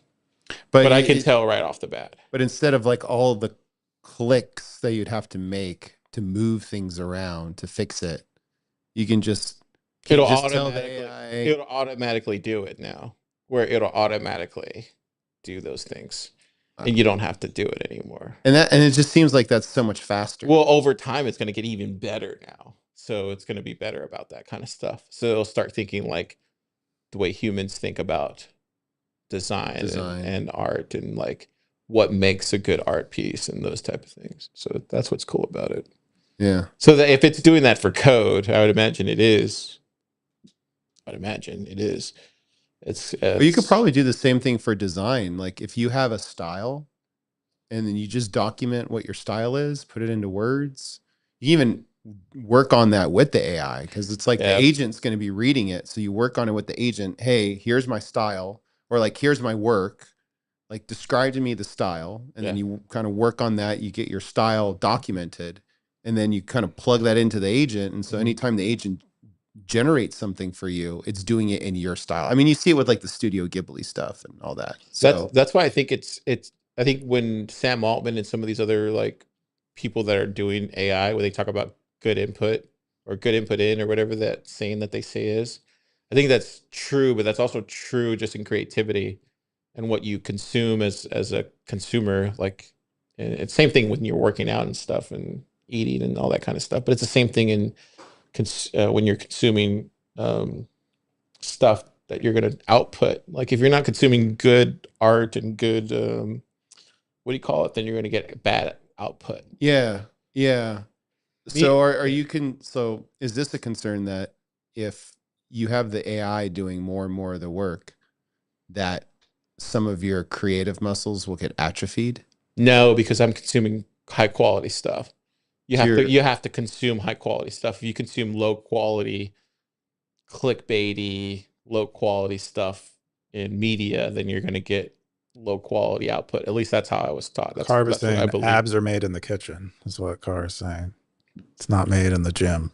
So his creative muscles will be made by his consumption, not by exercising his creativity.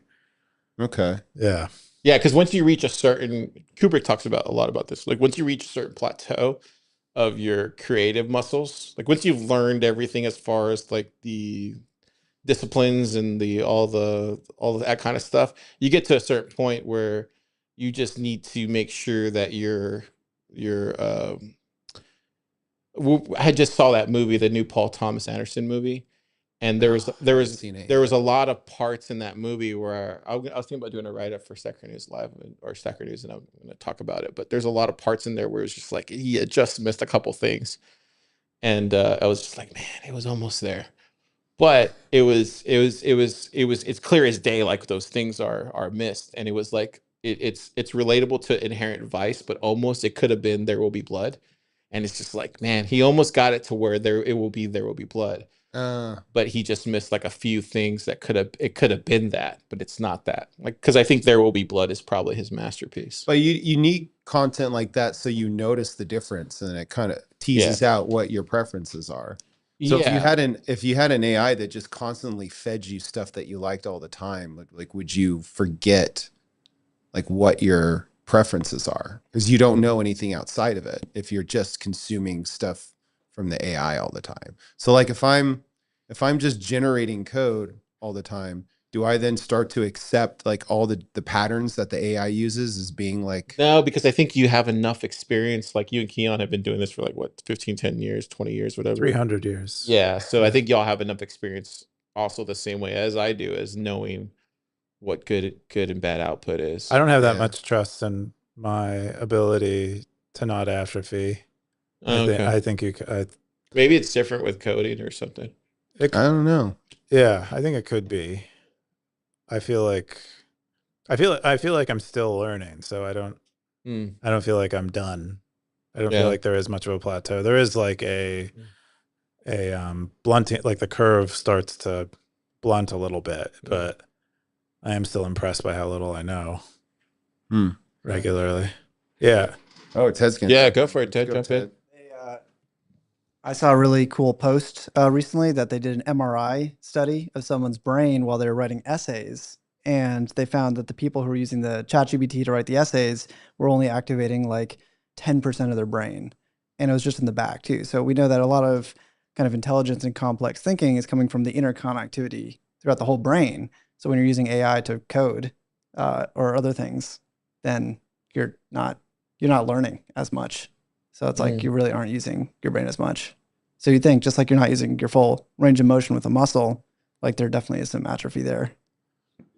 Interesting. I felt it when there's this one feature in this code editor called Cursor, or it's AI powered autocomplete, and man, I was addicted to that. It just made I can move so fast with that thing. But then you would run into a situation where it's like, oh, I'm on an airplane. I don't have internet. So now the autocomplete's gone. Oh man. So now you have to go back.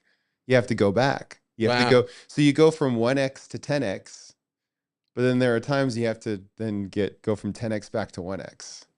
And that sucks.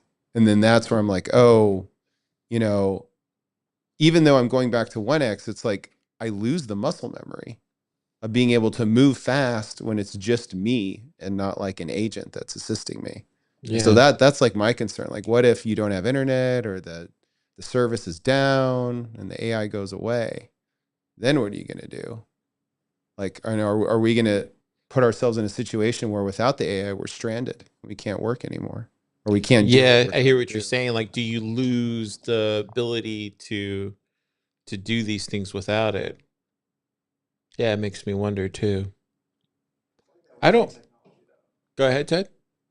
Cars or phones or internet or like protective shoes. Think about your feet. You can't walk on the ground anymore. Yeah, I have can. baby feet. You have baby feet? Yeah, dude, I walk on clouds. These like 2-inch yeah. thick running shoes. Oh. Yeah, Yeah, baby feet. I don't necessarily think so, because maybe that's why you have these other skill sets, like whether it's writing or, you know, these social skills or public speaking or some of these other things. I think you'll have to lean on these other skills to fill in those gaps maybe while you're offline.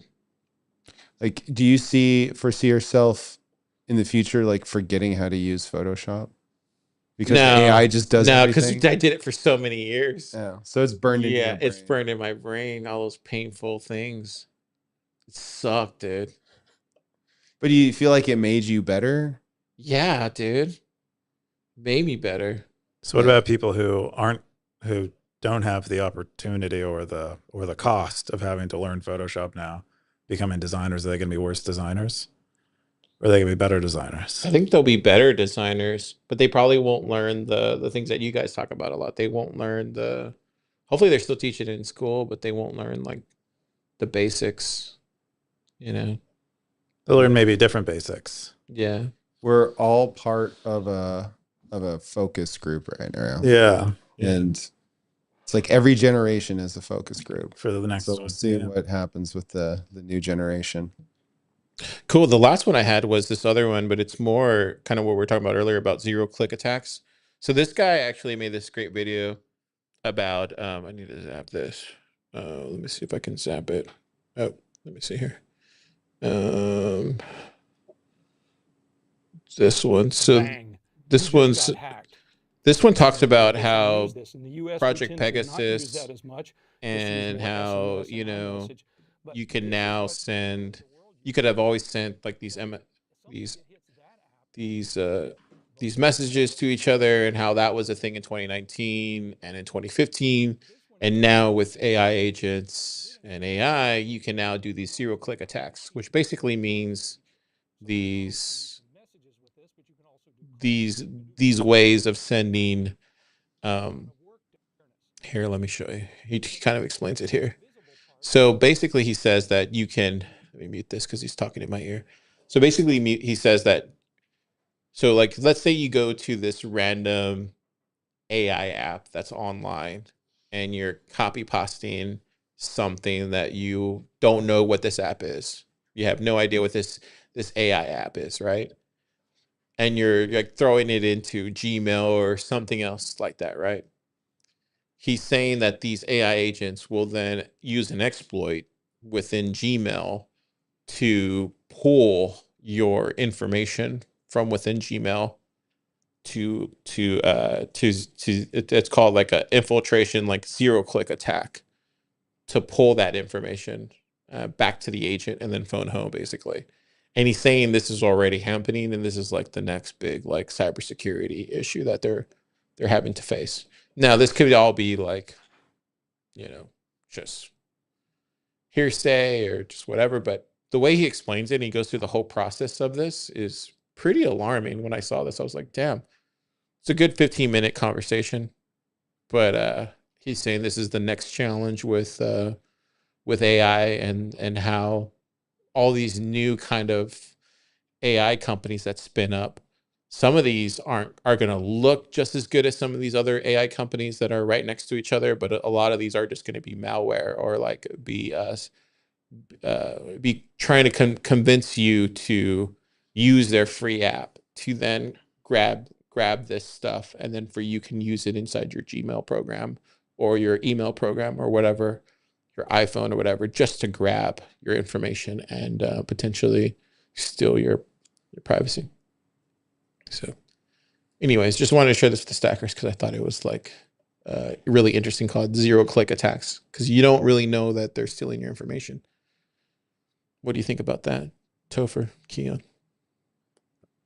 Zero-click attacks, they exist independent of AI. Basically, it's getting your computer or device to do something that it does automatically without you clicking. I don't know exactly how AI ties into it, but I guess maybe if we have systems on our phone that are doing more automatic things and pulling information from more places, that is more attack surface area for zero-click attacks. So that makes sense. But I haven't watched this video, so I don't really know anything about it. Yeah, this is kind of the worst case scenario, is like where you have an attack that doesn't require any action from the victim. The victim can be sleeping and get attacked. Basically, to summarize what he's saying is, don't trust, verify. Be careful with some of the apps that you're using when you're copying and pasting some of this code, some of this text from these different new AI tools that we're all testing and using. And I would say just be around other builders who are using some of these new AI tools, and don't be so. I don't know. I know there's like a clean ChatGPT type of stuff that's out there, but do you guys know of any other tool that's out there that can verify what it's actually, if there's any, like he says here, is there any kind of scanning that's out there that's input output as far as what it's actually doing before you put it into your code base? Like what the LLM is doing? Because he talks about this clear text that can actually be behind the code and behind the words. It's right here. So Oh yeah. So you right there. So you see that? So he has this. You could do code injection with fonts. Yeah, that's been a thing for a long time. But so the AI being involved in it, I think, is the novel thing.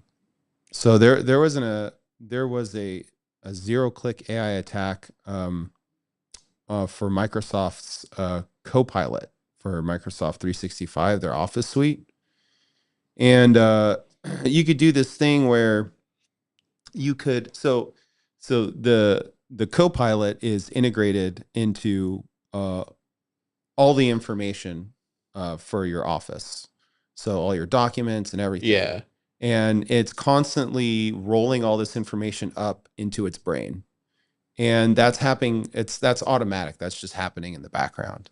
So like the attack was somebody could send an email and then that email would get picked up by Copilot and it would do this thing called prompt injection, which we were talking about earlier. I think that's what he's bringing up here. Yeah. Getting the agent to tell you how to make crystal meth.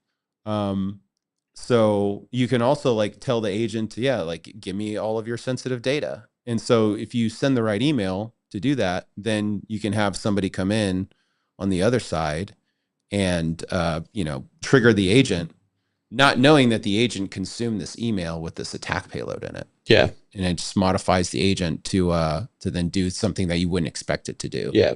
Because the thing is, like with the agent, it is really like it's autonomous. It's doing all this stuff in the background on your behalf. You think it's for your benefit, but it might not be. And like you're really disconnected from what it's doing. Like even when I'm using Claude, like the interface for Claude tries to keep you informed about like what code is being executed and what commands are being run by the agent. But things happen so fast that it's easy for things to slip by. And you're just hoping that the agent is on your side and is, and is relatively smart and understands that what it's doing, and it's not being gamed by somebody else behind the scenes, like having it do like secret attacks that you're not aware of. There's a lot of trust that people put in these these AIs, like me included. So yeah, I have one drive me around all the time. It was weird when I saw this. I was just like, damn, like there's so much that could happen, that could go wrong. And I immediately thought of like, I forget what exactly it's called, but remember when you would be able to lock down the entire computer, entire network with, it was called, there's a type of attack that would basically encrypt an entire network. And you would Oh yeah, the what is ransomware. No, it's not ransomware, but it was called a BitCrypt. BitLocker. Well, that was that was what Microsoft's, that was their type of encryption that they try to use. But BitCrypt, it was like they would basically lock down the entire network once it got infiltrated into the thing, and then they would do like these ransom attacks. But this kind of zero-click attack that's susceptible to that, but on an email chain, basically, or once it gets access to your email list, and then it goes out to everybody in your contact list. Yeah. And then they use it, and then potentially their contact list. Oh, and then it like spreads. a disease. Yeah, like that. When my mind saw this, I was like, oh wow, this could go to your contact list, then their contact, and then it just spreads to the entire world. And then, game over. And then we're at Mission Impossible. What was that? Mission Impossible 6, I think, was Dead Reckoning. Dead Reckoning Part 2. And then we have to page Tom Cruise and tell him to come save. Yeah, he's gonna have to come get on the us. airplane and stuff. But, him and Lord Zeno. anyways, stackers, be careful out there. Yeah, it's a really underrated post. Keyan, Stacker.News providing this alpha. Thank you, Chocoyo 629. Dude, this should be making the front page, bruh. Videos tend to not do as well because like this I had to sift through the optimism, man. Optimism. I want to know how to get that set up in the video. Oh, just all black and stuff with the whiteboard kind of thing, but it's clear. Yeah. I think is he actually writing on glass? Doesn't Plebdev have that? No, he probably has like a clear glass in front of him, and it's just green screen Topher. He's writing backwards. So it's green screen behind him, Topher, and then it's just clear glass in front of him. That's all that is. How do you write? Like, yeah, wouldn't you have to write backwards? Yes. Yeah. It's just years of practice. Or you can flip it. Oh yeah, that's what he's doing. It's not backwards to him, but he's flipping it in the video. Yeah, he's doing that. Yeah, that's a good producer. Smart producer, whoever his producer is. Genius. Anyways, yeah, you should do one of those. That looks like fun. You want to do one? Kind of. We can get you. We just need a pane of glass. Get you on a pane of glass thing. That way we can do Topher's tutorials. Sounds like that. That'd be cool. Have a segment like that. Tutorials. All right, so we're gonna go into. I think we covered everything. We're gonna jump into Meta real quick. SN research proposal. Keyan, what's this? Oh yeah. So Simple Stacker. I guess. Well, University of Wyoming Bitcoin Research Institute. I think it's the first one of its kind. They put out a call for paper abstracts. 500 words in a variety of topic areas, pretty much all of the topic areas that you can think of, economics, etc. And Simple Stacker, as an economics professor, wrote up an abstract. He's been teasing or saying for a while that he wants to do research on Stacker.News because he's an economist and we have a microeconomy, and that's what he wrote up in his abstract and proposed that he would do, analyzing the data. And then, we don't know if he has been accepted yet. And apparently they're probably going to release a little journal maybe, and I think have like a little research gathering. What's this about? I don't understand. What is it about? Well, this is them calling for abstracts of papers. So I think what they do is you propose something that you want to do research on, and they're like, yes, we'd love to see that research. And then we'll bring you down to Wyoming to give talks over a weekend, and we'll pay you, we'll give you food and lodging to present your paper among other Bitcoin research people. And yeah, that's kind of what it is. So I'm going to do what I can to support Simple Stacker in that effort. That would be funny if he went over there to give a talk on Stacker.News. Imagine seeing. Well, not a talk. It's not a talk on Stacker.News. It's like a talk on microeconomics. I know, but imagine seeing like a Darth Coin freaking meme. Like, oh yeah. Well, if he did like Stacker.News live, that would be hilarious. That might be a problem. That'd be hilarious. And then like Justin Shocknet saying some crazy stuff. That'd be funny. If you do it, Simple Stacker, make sure to drop some funny stuff in there. That's all I would ask. Got to keep it real. Yeah, and then leverage the community, I would say, like, because there's a lot of really smart people like Undisciplined and Great Ruby and Goob. And who else is smart? I feel like we got a lot of them. Those are the only ones that come off my top of my head.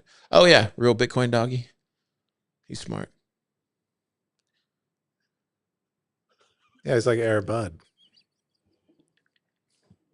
Why do you guys hate on Real Bitcoin Doggy? I didn't hate on him. Everybody hates on Real Bitcoin. Who hates on him? I feel like you guys treat him. He's like the Stacker.News, like just beat up Matt. They just like people just like beat him up for no reason. So sad. So sad. I just feel like that's a misrepresentation. It's totally true. Real Bitcoin Dog, I don't get it. I'm the only one that respects you. Everybody just beats up on you for no reason. I don't get it.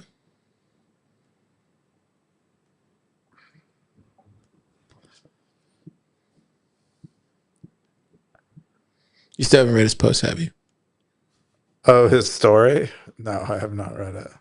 It's so sad. I forgot about all my bookmarks that I have I need to go back. It's a feature that you built.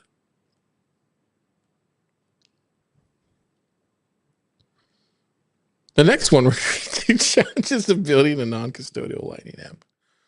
Keyan, what's this?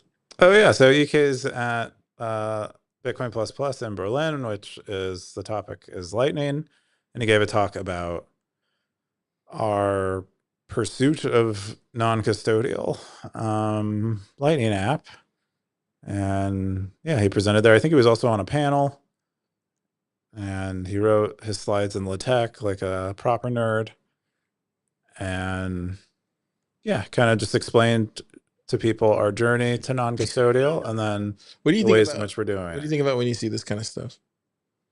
I don't really think about it when I see it, but I think it's fun. Yeah. I've seen that meme like 1,000 times now because Darth Coin shares it basically like in every meta thread. Do you get offended or you get like, I'm not really that type of person. I only get offended by loud Me eating pickles. loud eating noises. Yeah. Topher, what do you think about it? Did you see EK stock? No, I haven't seen it yet. Yeah, I want to check it out. I just hope that he like wasn't shy. From what I heard from Socks, he was very Oh, Socks went too? Socks. Yeah, Socks. Socks. From what I heard from Socks, he did a great job, and he was very, and he got a lot of people liked it. Oh, Came up to him wow. and stuff. So Wow, that's cool. yeah, I like seeing EK happy. said he had a good. Socks said he had a good like attitude, and like the way he approached his talk was like, probably. I would guess it's like he approached it like kind of nonchalant.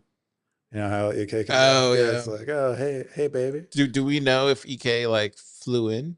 Did he fly into the conference like a boss? I don't know. I don't know if I mean, he flew. can fly now, so. Oh, it's true. I don't think he started school yet for flying. Oh, okay. So maybe he can't fly yet. So he didn't fly himself, I don't think. That would have been pretty cool. Yeah. Did you hear about it? EK can fly now? Or he's learning to fly? He's learning to fly. What do you think about that, Topher? It's pretty dope. It's pretty cool. Then he can just fly over here and hang out with us more. Would you get in a plane with EK if he could fly? I don't know. Maybe You would? I'd give him some time.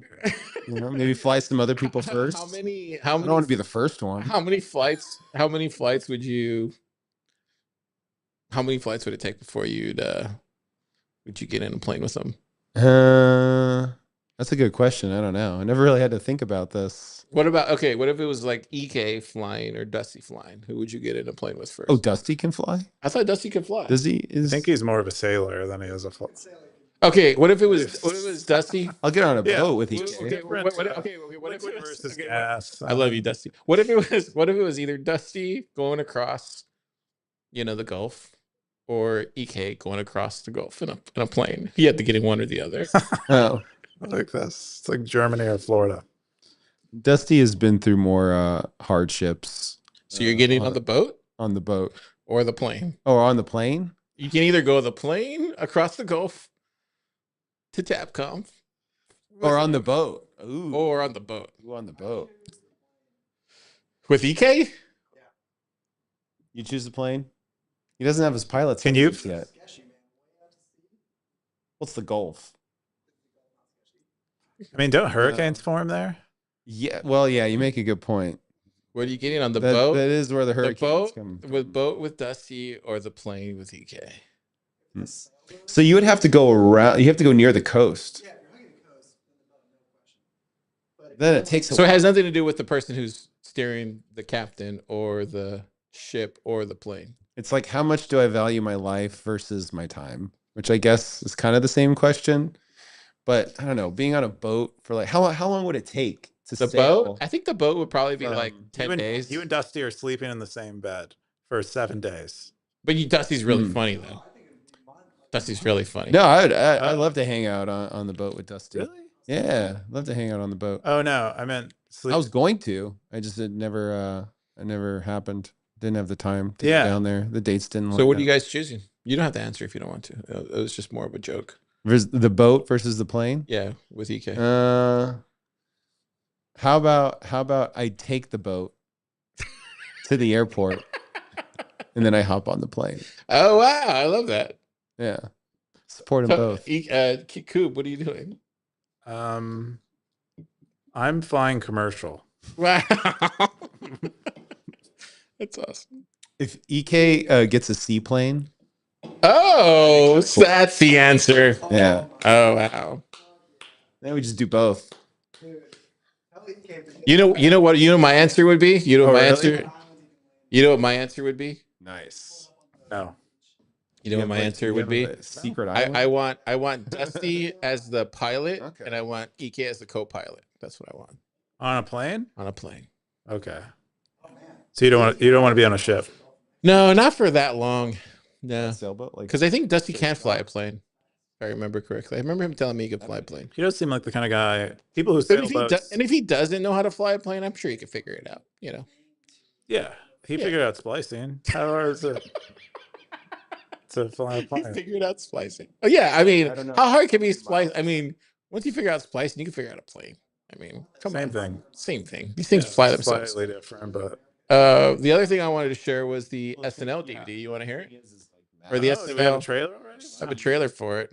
on the I haven't even seen this. northern hemisphere versus Are we gonna do this today? Or are you gonna be how many beers in? Or are you gonna do I'm the gonna make this by commentary? fourth, but we can do the commentary today. You ready for the trailer? I guess. Tover, you want to see the trailer for SNL? I'd love to see the trailer. All right, let's do it. We got sound. I think so. I have it from my computer. All right, this is the trailer for SNL.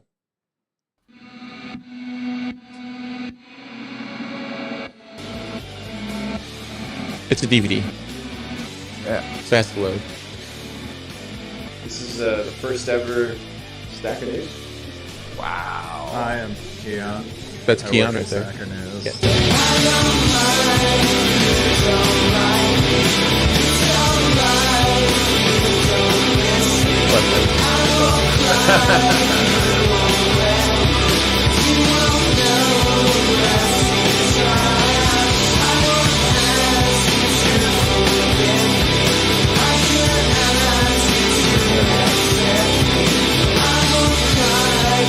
to that.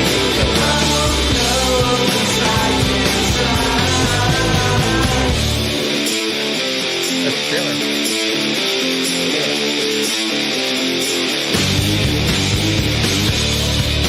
So they're gonna try to release it next week or the week after. That's not better. They're only gonna sell 25 copies.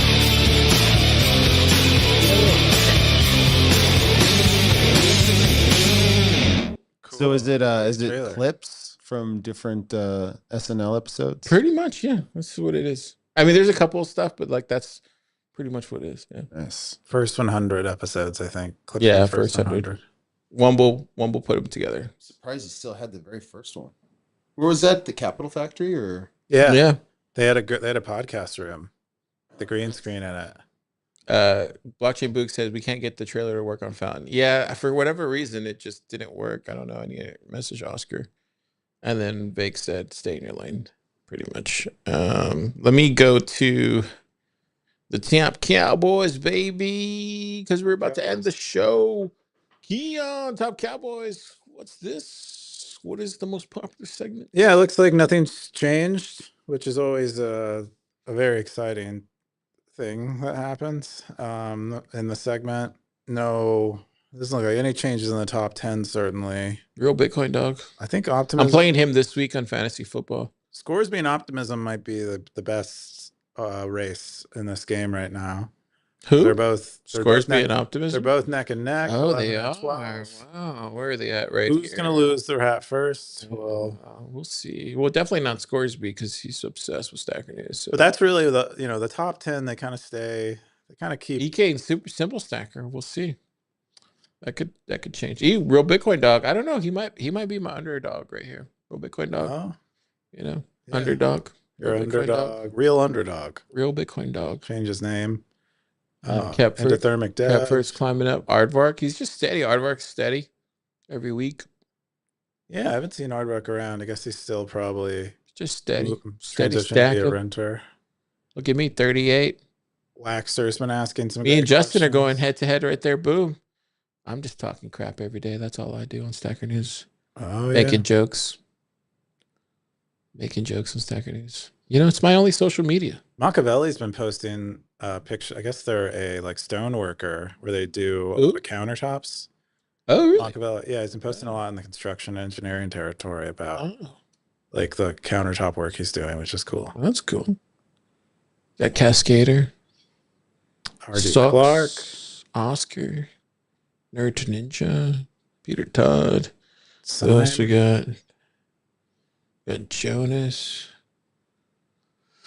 Mega Dreamer. 035. Big Stickers there. If I had Pretty kids, much. I'd like put this on to get them to sleep. Yeah. Tamales. We got It's like a tamales. lullaby, I really. haven't seen tamales in a while. Tamales, yeah. Tamales has come back, yeah. Oh, Nifty's there too now. Just a little bit. I think that's everybody. Pretty cool. Wow. It's been a good episode. I guess I feel like these episodes are a lot funner when you drink. that's how we used to do them. Mm-hmm. Never sober, really. At least Just like the early beers. episodes, I feel like definitely the early episodes when I was going through the DVD, like it was way more. It's a much better episode when we're drinking. Maybe I'll do these maybe once a month. Just like Okay. 3 or 4 beers just to Yeah. keep it lively for the snackers. All right. Which Yeah. week of the month? Probably the first week of the month. First week of the month. Drink some Every month, Pacific Coast. Drunk Car Podcast. Hey, I'm not drunk. I'm just having fun. Yeah. Do you recall some of those episodes where you're like counting how many beers you're in and make it so as an excuse Yeah. for everything you say? Yeah, it gets a perfect excuse. Can't help Like me. to I'm 4 beers. Can't in, help me to. so Can't help me to anything. it just It's awesome. Topher, what are you doing this weekend? Topher, you going to ACL, Topher? I didn't score tickets for ACL. Oh. Maybe I'll try and like grab a ticket at the gate. Oh, on Saturday? Who's Maybe. playing? Who's playing this weekend? Let me check real quick. ACL. Where am I? ACL schedule. I thought it was. Okay, so tonight is Empire of the Sun. Rilo Kiley. Who else? I guess Hoyser. Never heard of them. Oh yeah, yeah. Oh, the Strokes are tomorrow, bro. Ooh, you want to go see the Strokes? I do. I'm down. I'm down. Can we buy the cheap tickets though? How, I don't so want to do VIP because you like VIP posh stuff though. I do like VIP posh stuff. I know. That's why I don't want to. I'm a cheap pleb. So we could get some construction vests and a ladder, and then Yeah. just like act like we're there. Let's to just fix do. Let's something. just be with. Let's just be with the Get regular some people. badges and a gun. Let's be with the and regular vest. people, Topher. Yeah. But where do you Ted, get tickets? Ted, do you want to come, Ted? A horse. No. Keyan, you want to come? I don't like concerts. I never know Oh, what to wow. do. I never know what to do there. You listen to the You music. listen to You music. listen to I know, music. but I don't need to be at a concert to listen to music. So it's Let's go to the just, Strokes. what do you? Just get regular tickets. Oh, I mean, if you go there to Yeah, do drugs, don't- you can Yeah, do so drugs, they'll listen to have- music You at can just home. walk down the street, and there'll be people scalping tickets, and you just buy them from them. That's what I do. Okay. Yeah. Right. 2 fingers in the air. But yeah, the Strokes would be awesome. Dude, Yeah. there's Modest Mouse playing too. Dead and Company. John Summit, who I learned about, is like Who? a cool Oh, electronic. the Killers are playing. Dude, the Killers are playing, dude. Wow. Wow, it's like all of 2010's best I artists. know. I can't believe the Killers are playing. Dude, the Strokes would be really cool to see, though. The Strokes would be really cool to see. I've never seen the Strokes play live. Never seen them play live. It would be cool to see. I like- Who else is there? I don't know who Confidence Man is, but I like the Dead name. T-Pain. The women go out for T-Pain for sure. Do they? Yeah, the women go out for T-Pain. Oh, I didn't know that. Be a lot of ladies on You- Sunday. Okay, you're tapped Oh. into the lady. I just remember I'll try it. ask Topher, right? The ladies come out for T-Pain. The ladies come out for T-Pain. Yeah. It Told you. sounds like what happens when you have an IUD. What's that? What's an IUD? You It get some sounds, T-Pain. it sounds like a weird thing I don't want to know. Actually, don't tell me what it is. You're a thought and you have a IUD. What is an IUD? A recipe for T-Pain, dude. What's an IUD? It's a form of Okay. birth. It's a form of birth control where they Oh, insert yeah, I don't know what that is. a T into your uterus. Whoa. The T-shaped This guy device, dark. The Fast. T-shaped device. Oh, Lord. and it prevents male Oh my gosh. seminal fluids Yeah, this is where you go every week. You go dark. reaching the fallopian tubes. Look, there's Panagram on Sunday. We can even go Sunday if you want to. I'm down. What's on Sunday? The Killers The are T-Pain, playing. dude. So Panagram's playing. The Killers are playing. Who else we got I there? don't know if I want to be in the same crowd as the Sabrina Carpenter fans. Who's Sabrina Carpenter? She is a musician that Oh, okay. is. I mean, she's She's like Kim Kardashian that can sing, basically. Oh, she really? I Passionate. guess. They had like a couple I bangers, guess right? she. I mean, she has a beautiful voice and she's a good singer. It would be cool to see the Strokes. I don't know. That's the only band I would want to see. Everybody else is kind of like, yeah. Japanese breakfast sounds delicious. I don't know Japanese about their Breakfast Club? music. Is that who's playing? No, Modest Mouse would be cool to see. car seat headrest. Where's that at? I appreciate the name. So know before you go merch. Wait, so how much are the tickets? Let's see. It's weekend one. Oh wow, it is sold out. Yeah, they're all sold out. So I don't want the whole thing. What if you just want to go for like one day? Oh, but Yeah, they have 1 day tickets. Look. with that's weekend GA 2. Plus- No, they have it for the first day. They have 1 day tickets. Dude, no, they're just sold out right here, Keyan. Oh, I thought I saw 1 day. That What's was Where's GA that? Plus? see 1 day right there. Oh, right there. Yeah, let's just do this one, Topher. Okay. Well, that's Sunday though. They have a general admission. Friday, Saturday, Sunday. Where's 1 day for I Saturday? thought I saw it. Oh, verified resale. We can. That's why I think we just walk through and just see if they have one. Oh, so yeah. So you want to do VIP plus? You said that's pricey, dude. No, I'm not gonna do VIP. I mean, there ain't nothing VIP about Zilker Park. I don't know where they're gonna put me. They're basically. I'm gonna pay they're basically- $700. They're basically gonna go. You know where we go for? Remember New Year's Eve? Did you go with us New Year's Eve? To where? Where like we were in that little separate little area. It's basically be a separate little area with like a cabana and like chairs and seats.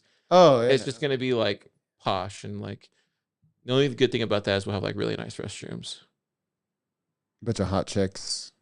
Yeah. They're like, oh, they're in the VIP section. Yeah, they're just gonna want drinks from us. That's it. Yeah, that's just them one. They want you for your drinks and your Bitcoin. Hold on to your Bitcoin car. You don't need VIP. Let's do GA. Do GA plus or whatever. I didn't see that though. Right there. Why GA not? plus. But that's Sunday. I guess we could do Sunday. Yeah, we could do GA. Oh no, Saturday. Saturday, so It's that's 3 so days. Sundays. But can you buy the ticket, or is it going to tell you to go on a waiting list? Because that's No, the I think problem you that can I buy have. it. I guess seeing the Killers would be cool. 9 minutes. Okay. We'll look into this when we get off air. All right. Anyways, Stackers, you have yourself a great weekend. Next week, are we doing the show? We're doing the show from you're not coming to the Yucatan with us, right? So you just want to do it here, and then we'll just do it live. I'm down. Okay. So you're Yeah. gonna do it there. Me, Topher, and Francisco, and the rest of the crew from Plub Lab will do it in Merida live from there, and we'll probably be massively ripped. We'll Yeah. be massively drunk. Yeah. Tequila. Mm. I think last year when we did it from Mexico City, Carlos was giving us shots. It was I remember that. Yeah. it was crazy. And then the week after that will be a Tab Conf, and we're gonna do that one on Thursday. So the next 2 weeks, Stackers will be on tour. So Stacker.News is going on tour. the Not next- one you can attend, but No, they can come to the Yucatan. the tab conf. Oh, you can go up to the Yucatan. If you want to come to the Yucatan, oh, actually, let me plug that real quick because probably should. So if you're coming to, if you live in Latin America, come to the Yucatan. We have 5 days, so we'll be there. I'm going to be there on Monday. Are you coming on Monday, Topher? I will be there on Monday. Yeah. Yeah, so we're going to be there from Monday on. Francisco's going to give the keynote. We have a lot of announcements, a lot of good stuff. And yeah, we're going to have some really cool announcements. There's going to be some really good panels. We're going to talk about lightning stuff. You should check it out. It's going to be really fun. And then we're going to have a party at night. Dude, Francisco's going to do something really cool on Thursday night, he told us. Okay. Yeah. So be on social media. Maybe we'll post it on Stacker.News if we remember. But just be ready for it. It's going to go viral. That's what he told me. I believe him. So that's going to happen. And then, yeah, a lot of speakers there. But if you haven't already, get your tickets if you want to come. I think we still have them here. Yeah. If you live local, which you probably do if you're nearby, $99. And if you don't, $2.99. But it's for the whole week. It's like Thursday, Friday, and Saturday. What if I buy what if I'm not local and I buy a local and I show up? How will you tell if I'm not local? Just like give Car the wink like this. Go. You'll say Car said Will on you give Stacker. me like a Spanish? No, language just test? say Car said on Stacker.News Live he was drunk that he said I could come in. Just say that. And Just show up. just say Car said it. Francisco, you're probably not listening to this, so it's fine. Okay. Just tell him Car was 4 beers in. I'm kidding. You're not 4 beers on? I am 4 beers in, but Okay. don't tell him I said that. Just say Car said it was cool. But either way, if you can't afford it, you buy the $2.99 pass. And if you can't, you still buy the $2.99 pass because we got to make money. We're plebs. But I will say it's going to be a banger. It's for 3 days, Thursday, Friday, Saturday. And then we're also announcing something on Tuesday. So there's another special thing happening on Tuesday, which we're going to make an announcement. So that's another really cool thing that hasn't even been announced yet. So Wow. there's stay tuned for that. Lots of sneaky stuff A happening. lot of sneaky stuff that's happening, Keyan. Let me tell you, a lot of sneaky stuff. Sounds like it. So stuff that's getting announced on Tuesday, and then that's going to be happening Thursday. You want to be there Thursday. I would buy the ticket. Who all from I the mean- lab is going? Everybody except for you, I think. Okay. Ted's going? Is Jimmy Ted's going? Everybody's going. Okay. Yeah. Nick going? Mm-mm. No, Nick's not going. What about Plub Dev? I don't think so. No, because he's going to that thing, remember? Yeah. Anyway, and then after that, we'll be at TabConf. But probably should go to this if you're nearby. And then the other thing was, what else did I want to talk about? I think that was it. I think that's everything. Either way, we'll be on tour next 2 weeks. Snackers, have yourself a great Merry Christmas. week. And Happy New Year.